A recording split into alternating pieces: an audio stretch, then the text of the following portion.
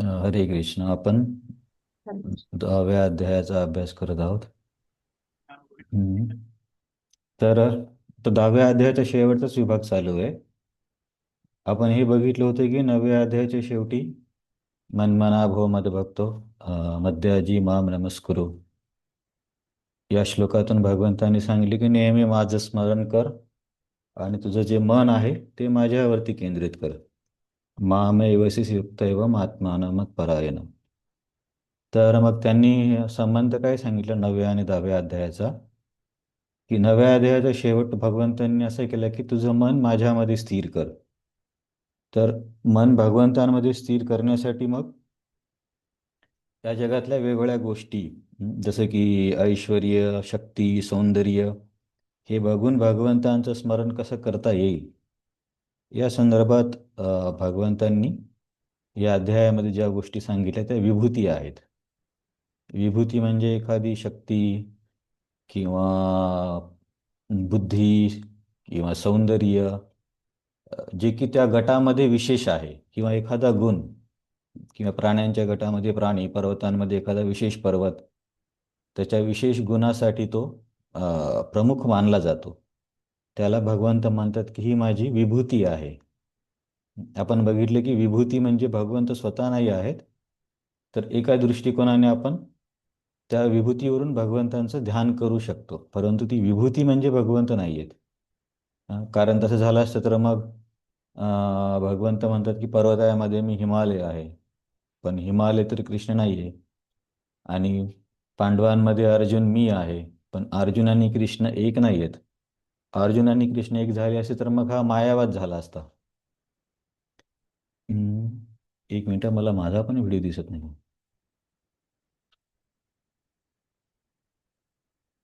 हम्म, ठीक आहे, आता तर यावेळेस समजण्यातच जाईल वाटतं. हां, तर तसं होऊ शकत नाही. कारण तसं जर समजलं तर तो मायावाद होऊन जाईल. हं. तर या संदर्भामध्ये ज्या वेगवेगळ्या गोष्टी सांगितल्यात त्यांना आपण विभूती म्हणतोय. तर या अध्यायामध्ये मुख्यतः दोन विभाग म्हणू शकतो. एक तर चतुश्लोकी गीता आणि बाकीचा विभूती योग. तर चतुश्लोकी गीता म्हणजे या 4 श्लोकामध्ये गीतेचा सारांश आहे. तसंच त्रिश्लोकी गीता पण आहे 15व्या अध्यायात. चतुश्लोकी भागवतम पण आहे दुसऱ्या स्कंदामध्ये. हे त्रिश्लोकी चतुश्लोकी म्हणजे त्या ग्रंथाचा तेवढ्या श्लोकांमध्ये सार किंवा संक्षिप्त स्वरूपात वर्णन असं म्हणू शकतो आपण. तर पहिल्या 7 श्लोकामध्ये भगवंत काय म्हणतात की तुमच्या पदावरून किंवा तुमच्या शक्तीवरून, समजा एखादी व्यक्ती देवता आहे, व्यक्ती म्हणण्यापेक्षा एखादा जीव देवता आहे किंवा कोणी ऋषी आहे, इव्हन चतुष्कुमार जरी असले तरी केवळ तुमच्या पदाने किंवा तुमच्या स्वतःच्या सामर्थ्याने भगवंतांना जाणणं शक्य नाही आहे. तर ते जाणण्यासाठी भक्तीने जाणू शकतो. नंतर आपल्याला हे चर्चेमध्ये येईलच. इथे चर्चा अशी आहे पहिल्या 7 श्लोकामध्ये, भगवंतांना कुणीही स्वतःच्या शक्तीने आणि बुद्धीच्या बळाने जाणू शकत नाही. मग 8 मध्ये काय सांगतात की ज्या व्यक्तीला कळलं की सर्वाचा उगम आणि सर्वांच्या मागे, मागे म्हणण्यापेक्षा सर्वांचा स्रोत भगवंत आहेत. तर हे जेव्हा एखाद्या व्यक्तीला कळलं तर याचं लक्षण काय आहे, तर तो व्यक्ती भगवंतांची भक्ती करायला लागेल. अहम सर्वस्य प्रभो मत्त सर्वं प्रवर्तते इति मत्वा भजन्ते माम बुधा भाव समन्विता. तर खऱ्या ज्ञानाचं लक्षण हे आहे की तो व्यक्ती भगवंतांची भक्ती करायला लागेल. हा झाला 8वा श्लोक. 9व्या श्लोकामध्ये मग अ, या भक्तीचं वर्णन केले की हा जो व्यक्ती आहे, ज्याला कळलं की कृष्ण सर्व काही आहे आणि तो आता भक्ती करतोय, तर तो कसं करतो, तर मच्चित्ता मदगत प्राण, त्याचं चित्त प्राण सर्व काही माझ्यावरती अ, अवलंबून आहे. आणि ते एकमेकांशी, ते म्हणजे भक्त एकमेकांशी चर्चा करताना भगवंतांबद्दल चर्चा करतात आणि त्यातूनच त्यांना समाधानाची अनुभूती होते. तर इथे अपेक्षित आहे की भक्तांमध्ये भगवत चर्चा झाली पाहिजे. गौरांग प्रभू बोलले होते की कृष्ण जर चर्चेचा केंद्रबिंदू नसेल तर वाद होण्याची शक्यता खूप जास्त असते. त्याच्यामुळे सुद्धा आणि असंही अ, जर आपण कृष्ण सोडून इतर गोष्टीची चर्चा केली तर तो एका प्रकारे प्रजल्पच होतो. कृष्ण सोडलं तर व्यक्ती सहसा काय चर्चा करणार की सध्या राजकारणात काय चालू आहे किंवा स्पोर्ट्समध्ये काय चालू आहे, ह्याच गोष्टी येतात. तर ह्या गोष्टी बिलकुल महत्त्वाच्या नाहीत असं नाही आहे, पण त्या गोष्टींमध्ये वाद वगैरे निर्माण होण्याची जास्त शक्यता आहे आणि अशाही आपण त्या चर्चा करतोच. परंतु वैष्णवांमध्ये एकत्र आल्यावरती कृष्णाबद्दल चर्चा व्हायला पाहिजे. कृष्णाबद्दल चर्चा म्हणजे गीतेवर चर्चा, भागवतांवर चर्चा किंवा हरिनाम जप, हरिनाम कीर्तन किंवा भगवंतांची सेवा. इव्हन भगवंतांबद्दल जो तुम्ही प्रसाद तयार करता गुरुवारी, ती पण एक प्रकारची भगवंतांच्या बद्दल केलेली चर्चाच आहे. तर हे भक्तीच्या व्यापक व्याख्येमध्ये हे सर्व येतं. परंतु तिथे समजा स्वयंपाक करताना आपण क्रिकेटची कॉमेंट्री लावली किंवा एखादे गाणे लावले तर ते मग प्रजल्पमध्ये पकडलं जातं. तर तसं नाही व्हायला पाहिजे. बोधयंत परस्परम कथयंतस्य माम नित्यम तुष्यंती च रमंती च. हे 8 आणि 9 मध्ये त्या भक्ताचं वर्णन आहे किंवा भक्तांचं वर्णन आहे. 10 आणि 11 मध्ये यांच्यासोबत भगवंत कशी देवाणघेवाण करतात. तर 10व्या श्लोकात भगवंत म्हणतात की मीच त्यांच्या हृदयामध्ये प्रकट होतो. किंवा प्रभुपादांनी सांगितले की त्यांना मी बुद्धी देतो. ददामि बुद्धियोगम तम येन माम उपयांति ते. ही कसे माझी प्राप्ती करायची याबद्दल बुद्धी मी त्यांना देतो किंवा विश्वनाथ चक्रवर्ती ठाकूर सांगतात की त्यांच्या हृदयामध्ये मी प्रकट होतो. त्यालाच बुद्धी देणे असं म्हणतात. आणि मग 11व्या श्लोकात म्हणतात की मग कोणी म्हणेल की अशा व्यक्तीच्या हृदयामध्ये तुम्ही कसे काय प्रकट व्हाल की तो तर त्याच्या आणखीन आधीच्याच वाईट सवयी आहे, त्याचं हृदय पूर्णपणे स्वच्छ नाही आहे, मग तुम्ही कसे प्रकट व्हाल. तर 11व्या श्लोकामध्ये भगवंत म्हणतात की त्याची काळजी करण्याची गरज नाही. तेषाम एवानुकंपार्थ मी त्या व्यक्तीवरती त्या भक्तावरती अनुकंपा करून स्वतः त्याच्या हृदयामध्ये जे अज्ञान आहे तेषाम एवानुकंपार्थम अहम अज्ञानजम तमः. अज्ञानाने निर्माण झालेला अंधकार. अहम म्हणजे मी काय करतो. अहम अज्ञानजम तमः ज्ञानदीपेन नाशयामी आत्मभावस्तु ज्ञानदीपेन भारता. तर त्या भक्ताच्या हृदयामध्ये आधीचे काय दोष आहेत त्याची चिंता करण्याची गरज नाही. गरज नाही म्हणजे इतरांनी चिंता करण्याची गरज नाही. जेव्हा आपण पर्सनली विचार करतो तेव्हा आपण स्वतःमध्ये प्रगती करण्याचा प्रयत्न केला पाहिजे. पण इतरांना बघून असं म्हणू शकत नाही की त्याने तर आधी एवढे हे गोष्टी केलेल्या आहेत किंवा करतो, मग याच्या हृदयामध्ये कसे काय भगवंत येऊ शकतील. तर अशा उदाहरणाच्या बाबतीमध्ये हा 11वा श्लोक सांगतो की त्या भक्ताने जरी मागणी नाही केली तरी मी स्वतः त्याच्या हृदयामध्ये प्रकट होऊन ज्ञानाच्या दीपाने अज्ञानापासून निर्माण झालेला अंधकार दूर करतो. तर त्याचा सोपा सरळ अर्थ काय आहे की त्याच्या भौतिक इच्छा दूर करतो. भौतिक इच्छाच हेच अज्ञान आहे आणि हाच अज्ञानाचा अंधकार आहे. मग याच्यानंतर अर्जुनला भगवंतांबद्दल कळतं. तो भगवंतांची भरपूर प्रशंसा करतो की परम ब्रह्म परमधाम तुम्हीच आहात आणि तुम्ही स्वतःला जाणू शकता, इतर कोणी तुम्हाला जाणू शकत नाही. आणि तुम्ही स्वतःला जाणताना इतर कशावरती निर्भर नाही आहात. हा. तर तुम्ही स्वतःहून स्वतःला जाणू शकता. तर मग अर्जुन म्हणतो की मला तुमच्याबद्दल अजून काही सांगा. अजून काही म्हणजे विस्ताराने सांगा. तुमच्याबद्दल श्रवण करून माझं समाधान झालं नाहीये. हे चर्चा अमृतमय आहे. आपण आधी पण बघितलं होती की असाच भाव शौनकादी ऋषींचा पण होता, परीक्षित महाराजांचा पण होता. नैष्यातिदुत्सह क्षुन्माम त्यक्तोदमपि बाधते पिबंतम तन्मुखांभोजम चतम हरिकथामृतम. 10व्या स्कंदामध्ये परीक्षित महाराज म्हणतात ना शुकदेव गोस्वामींना की मला तहान भूक लागली असेल याची तुम्ही काळजी करू नका. तुम्ही जी हरिकथा सांगत आहात तीच अमृता समान आहे आणि त्यानेच माझं पोषण होतं. तर म्हणून तुम्ही माझ्या तहान भुकीचं किंवा उपवासाची काळजी न करता ही कथा सुरू ठेवा. तर त्याच भावामध्ये इथं अर्जुन पण म्हणत आहे की मला तुमच्याबद्दल आणखीन ऐकायचं आहे आणि तुमच्याबद्दल कितीही श्रवण करून समाधान होत नाही. किंवा आता याला मी भक्ती पद्म सौरभ प्रचारक महाराज यांच्या क्लासमध्ये ऐकले की याला कसं समजायचं. समाधान आणि संतुष्टी. समजा एखादा पदार्थ खूप चांगला आहे तर तो खाऊन खाऊन काय होईल की आपलं पोट भरून जातं पण मन भरत नाही. असं तुम्ही कधी अनुभव घेतला असेल की एखादा पदार्थ खूपच छान आहे तर आता काय पोटाची कॅपॅसिटी आहे, किती खाणार, परंतु मन व्यक्तीचं त्या पदार्थाने भरत नाही. तर तसंच या भगवंतांच्या कथेबद्दल आहे, की किती जरी ऐकलं तरी मन भरत नाही. याला दुसऱ्या पण पद्धतीने आचार्यांनी समजावून सांगितलं की ज्याला रसाचं ज्ञान नाही मग तो व्यक्ती लगेच तृप्त होतो वगैरे. पण इथं आपल्याला अशी अंडरस्टँडिंग आहे या प्रसादाच्या उदाहरणावरून की एखादी गोष्ट जर खूप आवडीची असेल तर ती किती जरी घेतली तरी काय म्हणतात समाधान होत नाही. संतुष्टी होईल पण समाधान होत नाही. म्हणजे अजून घेण्याची किंवा ऐकण्याची इच्छा असते. तर तोच भाव इथे अर्जुनचा आहे. मग भगवंत अर्जुनला म्हणतात की मी काय सांगू, म्हणजे माझे तर ऐश्वर्य मी सर्व काही सांगू शकत नाही काय, तर कारण ते तर अनंत आहेत. आपण म्हणतो ना हरी अनंत हरी कथा अनंता. तर ह्या सर्व तर सांगणं शक्य नाही, त्याच्यामुळे मी तुला काही प्रमुख सांगतो. तिथे काय शब्द आला होता, विशेषतः असा काहीतरी एक शब्द होता, प्राधान्यतः प्राधान्यतः कुरुश्रेष्ठ. तर मग अर्जुनाचा जो प्रश्न होता की नेहमी माझ्या व्यावहारिक जीवनामध्ये अ, सर्वत्र बघून किंवा व्यावहारिक जीवनातील सर्व इतर गोष्टींना मी जेव्हा अनुभवेल किंवा बघेल तर त्यांच्यामधून तुमचं स्मरण कसं होईल याच्यासाठी तुम्ही मला तुमच्या विभूती सांगा.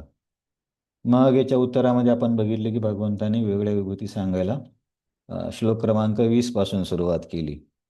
त्याच्यामध्ये बरेच विभूती झाल्या, हिमालय, बृहस्पती, शुक्राचार्य, गायत्री छंद, अशा बऱ्याचशा गोष्टीचं वर्णन केलं. आणि मग आपण आता पोहोचलो आहोत श्लोक क्रमांक 38 मध्ये. तर श्लोक क्रमांक 38 मधला एका विभूतीचं आपण वर्णन ऐकलंय. तर अजून यामध्ये 3 विभूती आहेत. तर हा श्लोक आपण एकदा पुन्हा गाऊया आणि मग पुढे चर्चा करूया. श्लोक क्रमांक 38, 10वा अध्याय, पान नंबर किती, 393 असेल. हां, 393. याला आपण गाऊया. दंडः दमयतामस्मि दंड दमयतामस्मि अस्मि नीति अस्मि जिगीषताम् नीति अस्मि जिगीषताम् नीतिः मौनं चैवास्मि गुह्यानाम् मौनं मौनं च अस्मि चैवास्मि गुह्यानाम् गुह्यताम् ज्ञानं ज्ञानवतामहम्. ज्ञानं ज्ञानं ज्ञानं वदाम्यहम्. ज्ञानवतामहम्.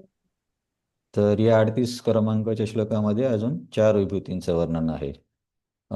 पहिली विभूती होती दंड. तर इथे कुठलाही दंड नाही. जो दंड, एक मिनिट, याला हे कसं करायचं.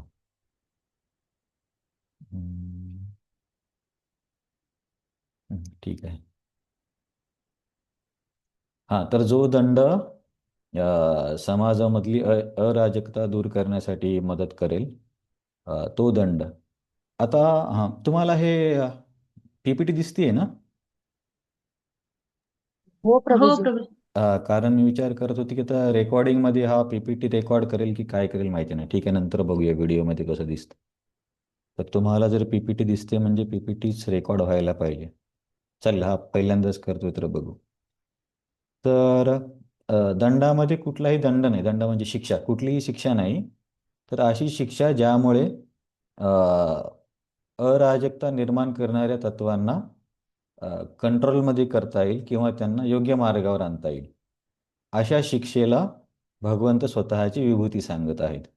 तर याबद्दल मागच्या वेळेस आपण बरंच काही चर्चा केली की अ, खुनी व्यक्तीला कुठली शिक्षा दिली पाहिजे, सध्याच्या न्यायव्यवस्थेमध्ये काय चुका होत आहेत. तर दंडा या विभूतीवरती आपण बऱ्यापैकी चर्चा केली आहे. तर आज पुढची विभूती बघूया, नीतिरश्मी जिगीषताम. तर ही दुसरी विभूती आहे की ज्यांना विजयाची इच्छा आहे. नीती अस्मी जिगीषताम. जिगीषताम म्हणजे विजयांची आकांक्षा करणाऱ्यामध्ये. तसं एखाद्या व्यक्तीला समजा एखाद्या गोष्टीमध्ये विजय पाहिजे असेल, तर त्या विजय मिळवण्यासाठी त्याला काहीतरी धोरण तयार करावं लागतं. की समजा एखाद्या आपण एक्झामचं उदाहरण घेऊया, की तो दररोज किती अभ्यास करणार, प्रॅक्टिस पेपर किती सॉल्व करणार, असं काहीतरी धोरण बनवावं लागतं. एकदम अचानक परीक्षेमध्ये जाऊन अ, विजय मिळेल म्हणजे अनप्लॅन्ड गोष्टीने कामं होत नाहीत. तर एक धोरण बनवावं लागतं. आणि हे धोरण पण कुठलं म्हणतात भगवंत, तर नैतिक धोरण. हं. तर वेगवेगळ्या आचार्यांनी वेगवेगळ्या पद्धतीने याला घेतलंय. प्रभुपाद म्हणतात की त्यांची नीती मी आहे. तर बलदेव विद्याभूषण म्हणतात की नैतिक धोरण मी आहे. एक मिनिट याच्यामध्ये. हो.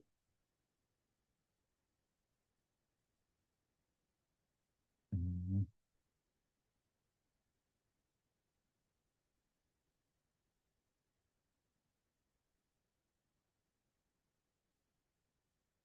हां. तर इथे वेगवेगळ्या आचार्यांनी वेगवेगळ्या पद्धतीने समजावून सांगितलं. तर प्रभुपाद म्हणतात की नीती. तर नीती म्हणजे इथे एक नैतिकता असा पण अर्थ आहे. आणि अ, दुसरा अर्थ असा दिलाय की नैतिक धोरण. तर कारण विजय तर कसा पण मिळवता येऊ शकतो. असं पण होऊ शकते कधी कोणी म्हणजे चुकीच्या पद्धतीने जिंकण्यासाठी प्रयत्न करतो. तर त्या चुकीच्या पद्धतीने चं जे नीती आहे किंवा जे धोरण आहे, ती भगवंतांची विभूती आहे असं नाहीये. अ, तर आचार्यांनी ते सांगितलंय की ज्यांना विजयांची इच्छा आहे त्यांचं योग्य धोरण मी आहे. आणि ते प्रभुपाद काय म्हणतात, विजय इच्छुक आहेत त्यांची नीती मी आहे. तात्पर्यामध्ये काय सांगले, सर्वात विजयी घटक म्हणजे नीती होय. हां. तर या नीतीला कसं समजायचं?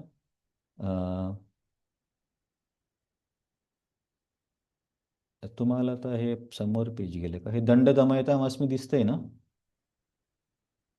हो प्रभूजी. ओके ओके, ठीक आहे. हां. तर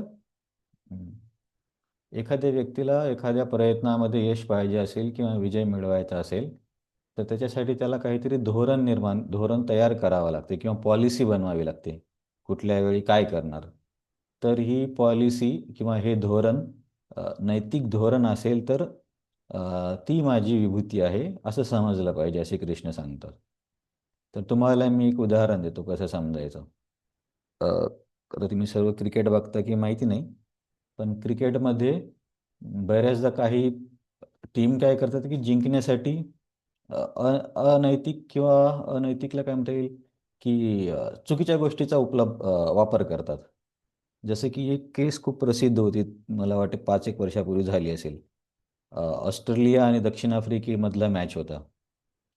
तर आता हे तुम्हाला, तर क्रिकेटमध्ये कसं आहे, एक मिनिट मला आता पहिले शेअर करायलाच गडबड होती.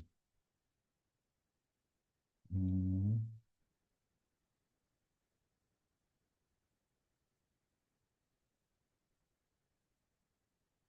हां. तर आपण हे बघतोय की बाबा ज्याला जिंकण्याची इच्छा आहे त्यांचं नैतिक धोरण ही भगवंतांची विभूती आहे. त्याच्या उदाहरणासाठी मी तुम्हाला ते समजण्यासाठी एक उदाहरण आपण बघतोय. काही वर्षापूर्वी दक्षिण आफ्रिका आणि ऑस्ट्रेलियामध्ये टेस्ट मॅच झाला होता. तर तुम्ही जर क्रिकेटला थोडंफार जाणत असाल तर तुम्हाला माहिती असेल. तर तो जो क्रिकेटचा बॉल असतो, अ, हे बॉलिंग करण्यामध्ये पण बॉलचा टप्पा कुठे पडला पाहिजे, बॉल कसा फिरला पाहिजे, बॉल हातातून सोडताना त्याचं सीम म्हणतात, म्हणजे दोन्ही साईडनं त्याला ते बांधलेलं असतं धाग्याने. तो सीमची पोझिशन काय असली पाहिजे, अ, हातांची बोटं कुठे असली पाहिजे, अशा बऱ्यापैकी वैज्ञानिक गोष्टी आहेत. त्याच्यावरून कसा बॉल पडेल हे ठरतं. तर याच्यामध्ये एक गोष्ट काय आहे, तर हे जो बॉल आहे त्याच्या दोन्ही बाजू असतात आणि मधातून त्याला बांधलेलं असतं. तर हे प्लेयर काय करतात की एका बाजूला हे करतात, म्हणजे सॉफ्ट करण्याचा प्रयत्न करतात. तुम्ही कधी पूर्वीच्या मॅचेसमध्ये बघितलं असेल की अ, त्यांच्या पॅन्टला तो बॉल घासतात सारखे किंवा थुंकी लावतात. आता ही थुंकी लावण्याला बंद केली रिसेंटली, पण तुम्ही कधी आधी पूर्वीची मॅच बघितली असतील तर तुमच्या लक्षात येईल की समजा बॉलर कोणी जरी असला ते दुसरे प्लेयर पण त्या बॉलला थुंकी लावून एक साईडची बाजूला सॉफ्ट करतात. तर त्याच्या मागचं कारण काय आहे की जेव्हा असा बॉल जेव्हा बॉलर टाकतो, तर या बॉलवरती दोन्ही साईडने जी हवेचं प्रेशर असतं, तर एक साईड स्मूथ झाल्यामुळे किंवा सॉफ्ट झाल्यामुळे त्या दोन्हीकडे पडणाऱ्या वायऱ्याचं प्रेशर कमी जास्त होतं. मग त्याच्यानुसार तो बॉल टप्पा खाऊन बाहेर जाणार का टप्पा खाऊन आत येणार हे ठरतं. हं. त्याच्यानुसार हा बॉलर बॉल पकडतो. म्हणजे दोन्ही बाजू जर जसा सुरुवातीला बॉल होता नवीन तशाच असतील, तर त्याच्यावरती दोन्ही साईडने हवा एकसारखीच परिणाम करणार. म्हणजे तुम्हाला कसं समजा तुम्ही एक असा गोळा समोर फिरत फिरत जातोय असं बघा. तर समजा गोळा फिरत जातो तर म्हणजे तो हवेतून जाणार. तर हवा त्याच्यावरती काहीतरी प्रेशर टाकणार. आणि जेव्हा बॉल व्यवस्थित असतो तेव्हा दोन्ही साईडला व्यवस्थित हवा पडते, म्हणजे सारखंच हवेचं प्रेशर असतं. पण जेव्हा हे लोक घासून घासून एक साईड सॉफ्ट करतात, तेव्हा काय होतं की दोन्ही साईडचं ते वाऱ्याचं प्रेशर कमी जास्त होतं. आणि मग त्याच्यामुळे त्यांना बॉल टप्पा खाऊन बाहेर काढणे किंवा आत आणणे हे शक्य होतं.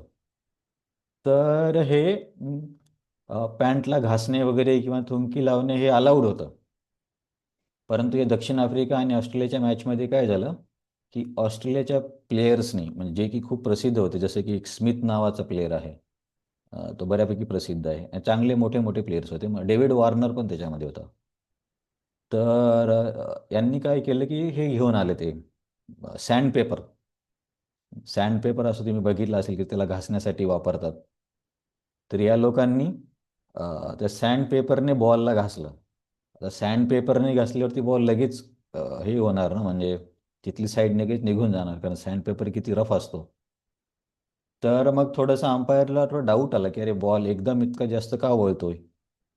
तर मग त्यांनी बघितली की एक बाजू अशी झाली आणि मग कॅमेऱ्यामध्ये कळलं की या 3-4 प्लेयरने सँड पेपर घेऊन आले होते आणि सँड पेपरने त्यांनी बॉलच्या एका बाजूला घासलंय, त्याच्यामुळे असं झालं. तर हा खूप मोठा वाद झाला आणि याला खूप सिरियसली घेतलं आणि त्या 3-4 प्लेयरला, म्हणजे त्यांच्या टीमचे महत्त्वाचे प्लेयर होते डेव्हिड वॉर्नर, स्मिथ, यांना 2-3 वर्षासाठी बॅन केलं.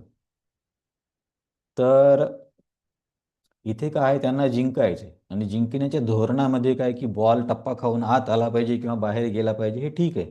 हे मान्य आहे क्रिकेटमध्ये की असं होतं. मग त्याच्यासाठी जे अलाउड नियम होते, जसे की बॉलला घासणे, पॅन्टला वगैरे, तिथपर्यंत ठीक होतं. परंतु या लोकांनी स्वतःसोबत सँड पेपरच घेऊन आले. पण हे हे तर अलाउड नाही आहे ना. जसं की समजा पेपरमध्ये कॅल्क्युलेटर घेऊन यायला अलाउड असेल. पण एखादा विद्यार्थी कॅल्क्युलेटरच्या ऐवजी मोबाईलच घेऊन आला तर मग थोडी खूप जास्त गडबड होते. तसं यांनी केलं. तर हे मला याच्यातून हे सांगायचं आहे की यांना विजय पाहिजे होता, यांचं विजयाचं धोरण होतं, परंतु ते धोरण नैतिक नव्हतं.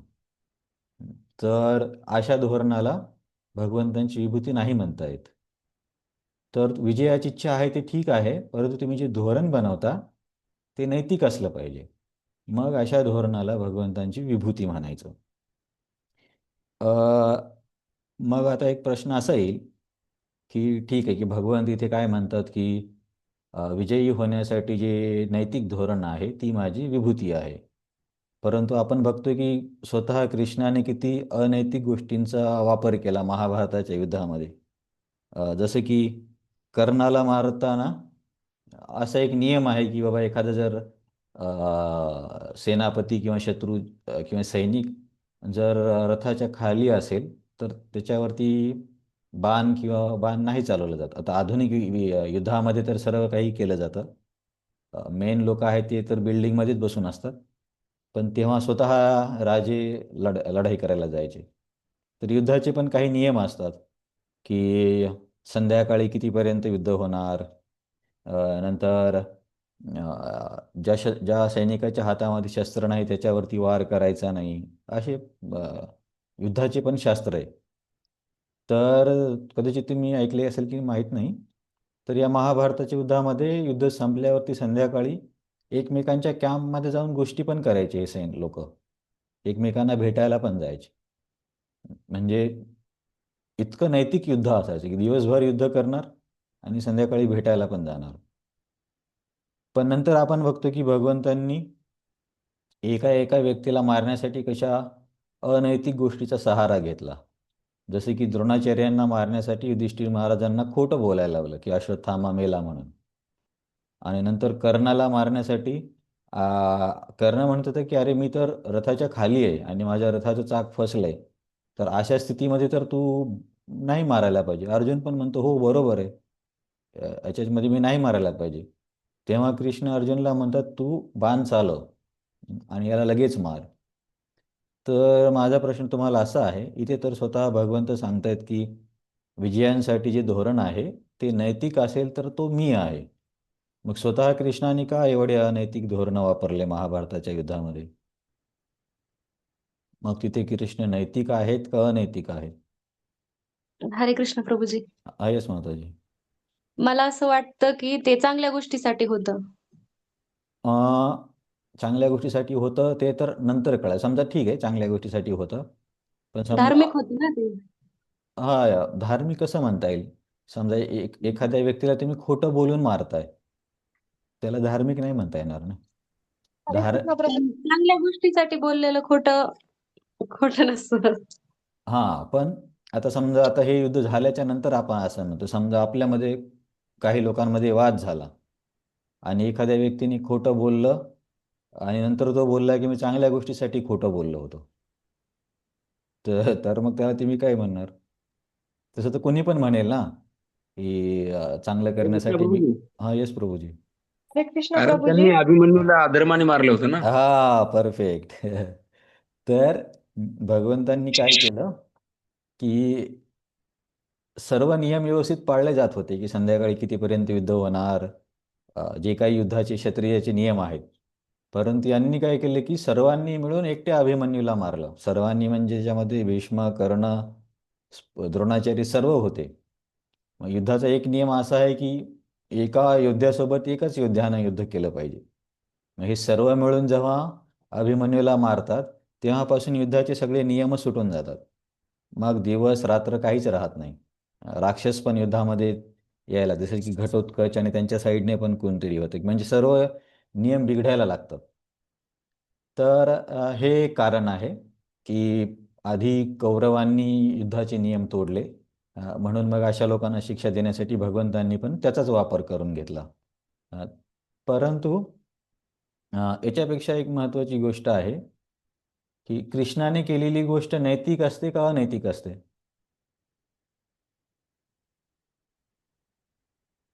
तुमचं काय म्हणणं आहे? नैतिक. नैतिक. बरं ठीक आहे. समजा असं तुम्ही हे लक्षात घ्या की अभिमन्यूला या सर्वांनी नव्हतं मारलं. एकाच व्यक्तीने युद्ध करून अभिमन्यूला मारलं होतं.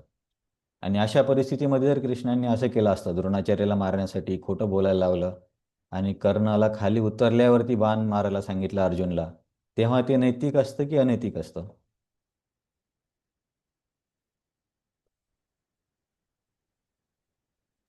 नैतिकच. कसं काय?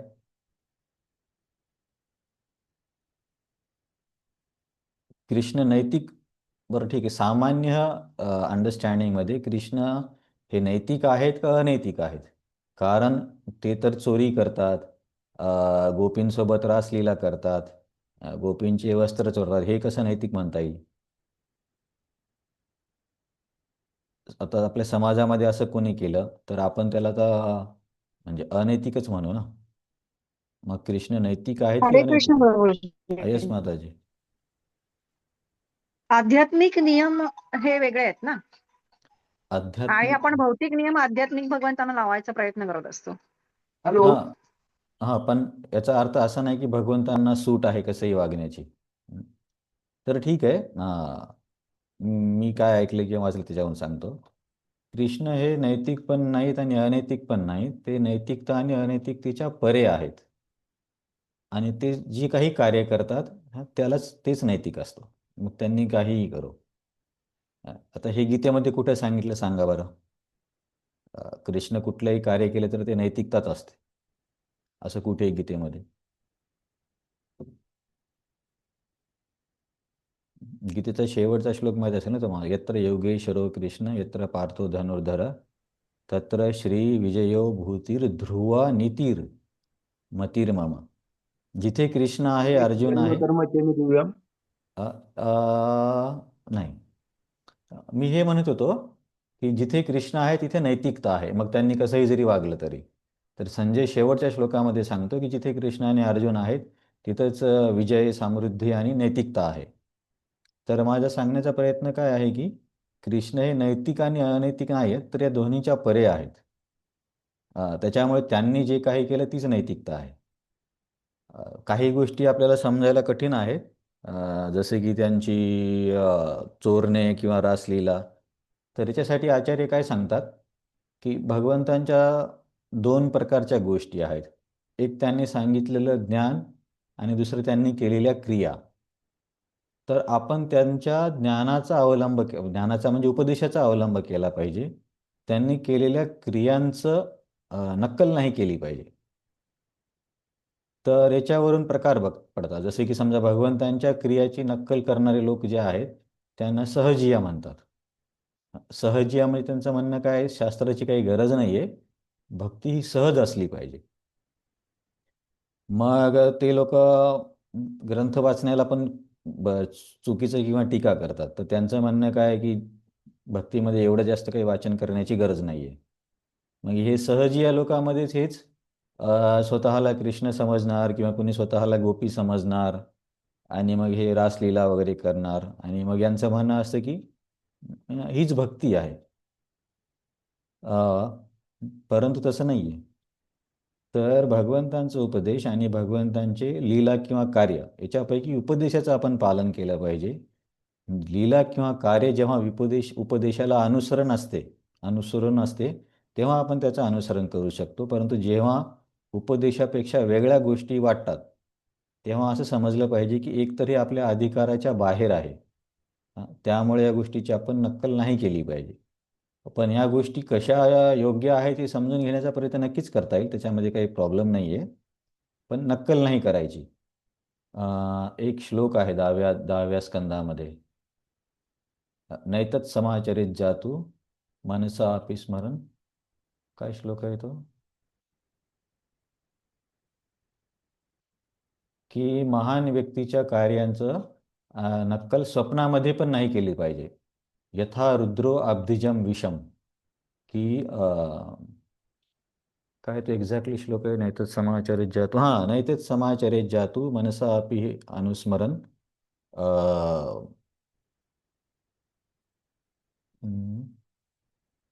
यथा रुद्रो अब्धिजम विषम. एक ओळ मला आठवत नाही. तर या श्लोकामध्ये काय म्हणतायत की नैतत् समाचरित जातु मनसा अपि अनुस्मरण, की आपण मनामध्ये पण अशा महान व्यक्तींच्या कार्याची नक्कल नाही केली पाहिजे. जर असं केलं तर त्या व्यक्तीचा विनाश होईल. तर हे समजावून सांगण्यासाठी तिथं त्यांनी महादेवाचं उदाहरण दिलं त्या श्लोकामध्ये, यथा रुद्रो अब्धिजम विषम. जर समजा आपण काही लोक महादेवाची नक्कल करतात किंवा त्यांच्या नावावरती नशापान करतात. काही पिक्चरचे गांजे नाही गाणे पण आहेत की महादेवाच्या नावाने गांजा प्यायचा किंवा काहीतरी नशेचे पदार्थ घ्यायचे. ॲक्च्युली असं नाही आहे. तर सर्व आचार्य काय सांगतात की तुम्ही महादेवाच्या नावाने नशापान करताय, तर महादेवाने तर हलाहल विष पिलं होतं, मग ते पण पिऊन दाखवा. तर नैतत् समाचरित जातु मनसा अपि अनिश्वरन विनक्षंती आचरण मौढ्यात यथा रुद्रो अब्धिजम विषम. जसे रुद्राने, जसे महादेवाने समुद्र मंथनातून निघालेलं विष घेतलं, त्याची जर आपण नक्कल केली तर आपल्याला नक्कीच विनाश होईल. त्याचप्रमाणे अशा महान व्यक्तीचं, आता महान व्यक्तीमध्ये भगवान शंकर आले, कृष्ण आले, तर यांच्या कार्यांची आपण नक्कल नाही करू शकत. नक्कल करणं तर दूर, त्या श्लोकामध्ये सांगितले की मनामध्ये पण विचार नाही केला पाहिजे की आपण तसं करूया, कारण तो अधिकार आपल्याला नाही आहे. तर चैतन्यचरण प्रभू म्हणतात की Krishna is not moral, Krishna is not immoral, he is transmoral. आपण म्हणतो ना गुणातीत. कृष्ण हे गुणातीत आहेत. काही गोष्टी आपल्याला समजतील, काही गोष्टी आपल्याला समजणार नाही आहेत, परंतु कृष्ण हे गुणातीत आहेत. कारण गीतेच्या शेवटी संजय सांगतो ना, यत्र योगेश्वरो कृष्ण यत्र पार्थो धनुधर तत्र श्रीयोगिजो भूतीर ध्रुवा नेतिर्मतिर्ममा. नंतर सर्वस्य चाहम हृदि सन्निविष्टो मत स्मृतिर्ज्ञानमापोन वेदेश्च सर्वेर.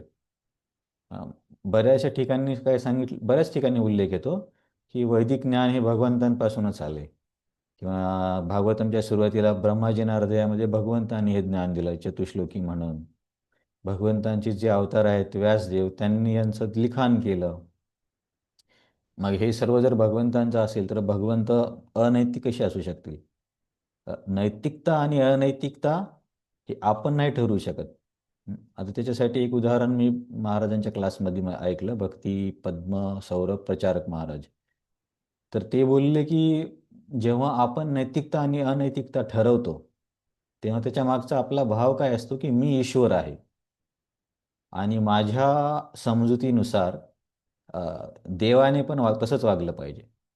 मी ज्याला नैतिक समजतो त्यानुसार जर देवाची वागणूक असेल तर देव नैतिक आहे, आणि मी ज्याला अनैतिक समजतो त्यानुसार तसं जर देवाचं आचरण आढळलं तर तो अनैतिक आहे. म्हणजे थोडक्यात काय झालं की आपण कंट्रोल घेतला आहे कोण नैतिक आणि कोण अनैतिक आहे ते ठरवण्याचा. परंतु ही नैतिकता आणि अनैतिकता स्थळ व्यक्ती काल परत ते बदलत राहते, जी की आपण ठरवली आहे. जसे की त्या महाराजांनी उदाहरण दिलं की आपल्या देशामध्ये समजा घरामधले वरिष्ठ आहेत, त्यांच्यासमोर नशापान करणे किंवा दारू पिणे याला खूप अनैतिक मानलं जातं. म्हणजे सध्या एवढं कलियुग वाढून सुद्धा याला खूप चुकीचं मानलं जातं. परंतु वेस्टर्न कंट्रीजमध्ये जसे की अमेरिका वगैरेमध्ये की जर मुलगा 18 वयापेक्षा मोठा झाला आणि त्याने सर्वांसोबत मिळून शॅम्पेन नाही पिली तर त्याला ते चुकीचं समजतात की अरे तू आमच्यासोबत शेअर करत नाही आहे. तर एकच गोष्ट भारतामध्ये अनैतिक आहे आणि अमेरिकेमध्ये नैतिक आहे. तर हे नैतिकता आणि अनैतिकता जेव्हा आपण ठरवतो तेव्हा आपण स्वतःला ईश्वर समजतो, आणि मग याच्यानुसार कृष्णाने जर वागलं तर कृष्ण नैतिक आहे, आणि त्याच्यानुसार नाही वागलं तरी कृष्ण अनैतिक आहे. परंतु असं नाही आहे. कृष्ण जे वागेल तेच नैतिक आहे, आणि कृष्णाने जे नाही करायला सांगितलं ते अनैतिक आहे. कारण सर्व वैदिक शास्त्रांचा, सर्व ज्ञानाचा उगम त्यांच्यापासून आहे. म्हणून कृष्णाला आपण नैतिक किंवा अनैतिकमध्ये ठरवू शकत नाही. एक तर उदाहरण ते होतं, एक स्पष्टीकरण ते होतं सावंत प्रभूजी बोलले ते की अभिमन्यूला मारल्यावरती मग सगळे नियम अ, सर्व नियमच संपून गेले, कुणी कसं युद्ध करायला लागलं. आणि अ, हे एक कारण होते की हे लोक होते की यांना इतर पद्धतीने मारणं शक्यच नव्हतं, जसं की द्रोणाचार्यांना वगैरे, भीष्मांना. त्या व्यक्तीला तर इच्छा मृत्यू होता, कसं मारणार? तर त्यासाठी पण या गोष्टी आवश्यक होत्या. आणि त्या सर्वांपेक्षा सर्वोच्च गोष्ट ही आहे की कृष्ण जे काही करेल तेच नैतिक आहे. आता हे कदाचित आपल्याला या स्तरावरती स्वीकार करायला कठीण जाईल किंवा समजणार नाही, परंतु नैतिकता अनैतिकता किंवा भगवंत सुरुवातीलाच काय बोलले, अहम सर्वस्य प्रभो मत्त सर्वं प्रवर्तते. हे सर्व काही भगवंतांपासूनच निर्माण होतं, तर तेच परमस्वामी आहेत. म्हणून त्यांच्या वागण्याला त्यांचे उपदेशच नैतिकता आणि अनैतिकता ठरवतं. परंतु समजा एखादी गोष्ट आपल्याला समजत नसेल तर त्याची आपण नक्कल करू नये, परंतु उपदेशाचं आपण नक्कीच पालन करू शकतो. कृष्णाचा उपदेश असा कुठेच नाही की त्यांच्या उपदेशामध्ये वादग्रस्त काहीतरी आहे. आचरणामध्ये वादग्रस्त वाटू शकतं. जसे की खोटं बोलणं, चोरी करणं, रासलीला करणं, कपडे चोरणं, त्याच्यानंतर या अशा पद्धतीने यांना मारणं महाभारतामध्ये, या गोष्टी वरवर पाहता अनैतिक वाटू शकतात. परंतु कृष्णाच्या उपदेशामध्ये कुठेच तुम्हाला डाऊट नाही येणार किंवा शंका निर्माण नाही होणार की अरे हे असं कसं काय सांगितलं. असं तुम्ही कधी कुठं काही ऐकलंय की कृष्णाने उपदेश केला आणि तो उपदेश नैतिकतेच्या विरुद्ध आहे? आचरण असू शकतं नैतिकतेच्या विरुद्ध, म्हणजे आपली जी व्याख्या आहे त्याच्या विरुद्ध असू शकतं. ॲक्च्युली ती व्याख्या त्यांच्यावरती लागू होत नाही, पण तरीसुद्धा तर आचरण कुठे कुठे असं वाटेल की अनैतिक प्रकारचं आहे, परंतु मी असं आत्तापर्यंत कुठे ऐकलं की कृष्णाचा उपदेश अनैतिक प्रकारचा आहे, की मानवाने कसं वागलं पाहिजे किंवा माणसासाठी काय धर्म आहेत. असा कृष्णाच्या उपदेशामध्ये कुठे तुम्हाला काही ऐकण्यात किंवा वाचण्यात आढळलं का, की अनैतिक उपदेश दिलाय म्हणून? आढळलं की नाही आढळलं?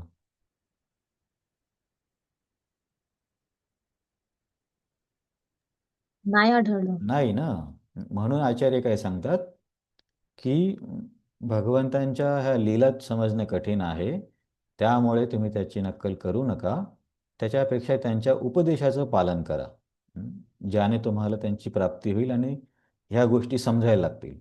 म्हणून तो जो श्लोक आहे शंकरांच्या संबंधामध्ये, नैतत् समाचरेत जातु मनसा अपि अनीश्वर विनंक्षन्ति आचरत मौढ्यात यथा रुद्रो अब्धिजम विषम, की मनामध्ये पण विचार नाही करायचा, की आता समजा एखादा व्यक्ती बसल्या बसल्या मनामध्ये रासलीलेचा विचार करायला लागला आणि स्वतःला कृष्ण समजेल, तर याने पण त्याचा विनाश होऊन जाईल. तर अशा गोष्टीचा विचार पण नाही केला पाहिजे. त्याला उदाहरण दिले महादेवांचं, की महादेवांचं नक्कल करून लोक जे हे नशापान करतात, तर या लोकांना एक एक बॉटल विषयाची आणून दिली तर हे पितील का? म्हणून कुठल्या गोष्टींचं नक्कल करायची, कुठल्या उपदेशाचं पालन करायचं हे समजलं पाहिजे. आणि याच्यासाठीच गुरु शिष्य परंपरा आणि शास्त्र आणि साधूंचं महत्त्व असतं.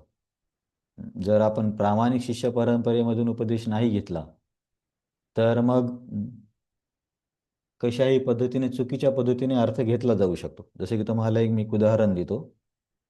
चैतन्य महाप्रभू आणि नित्यानंद प्रभू एकदा जात होते. तर जाताना त्यांना एक संन्यासी भेटला. तर तो संन्यासी भेटल्यावरती चैतन्य महाप्रभू त्यांची चर्चा होते आणि मग ते सांगतात की चैतन्य महाप्रभूंनी संन्यास वगैरे घेतला.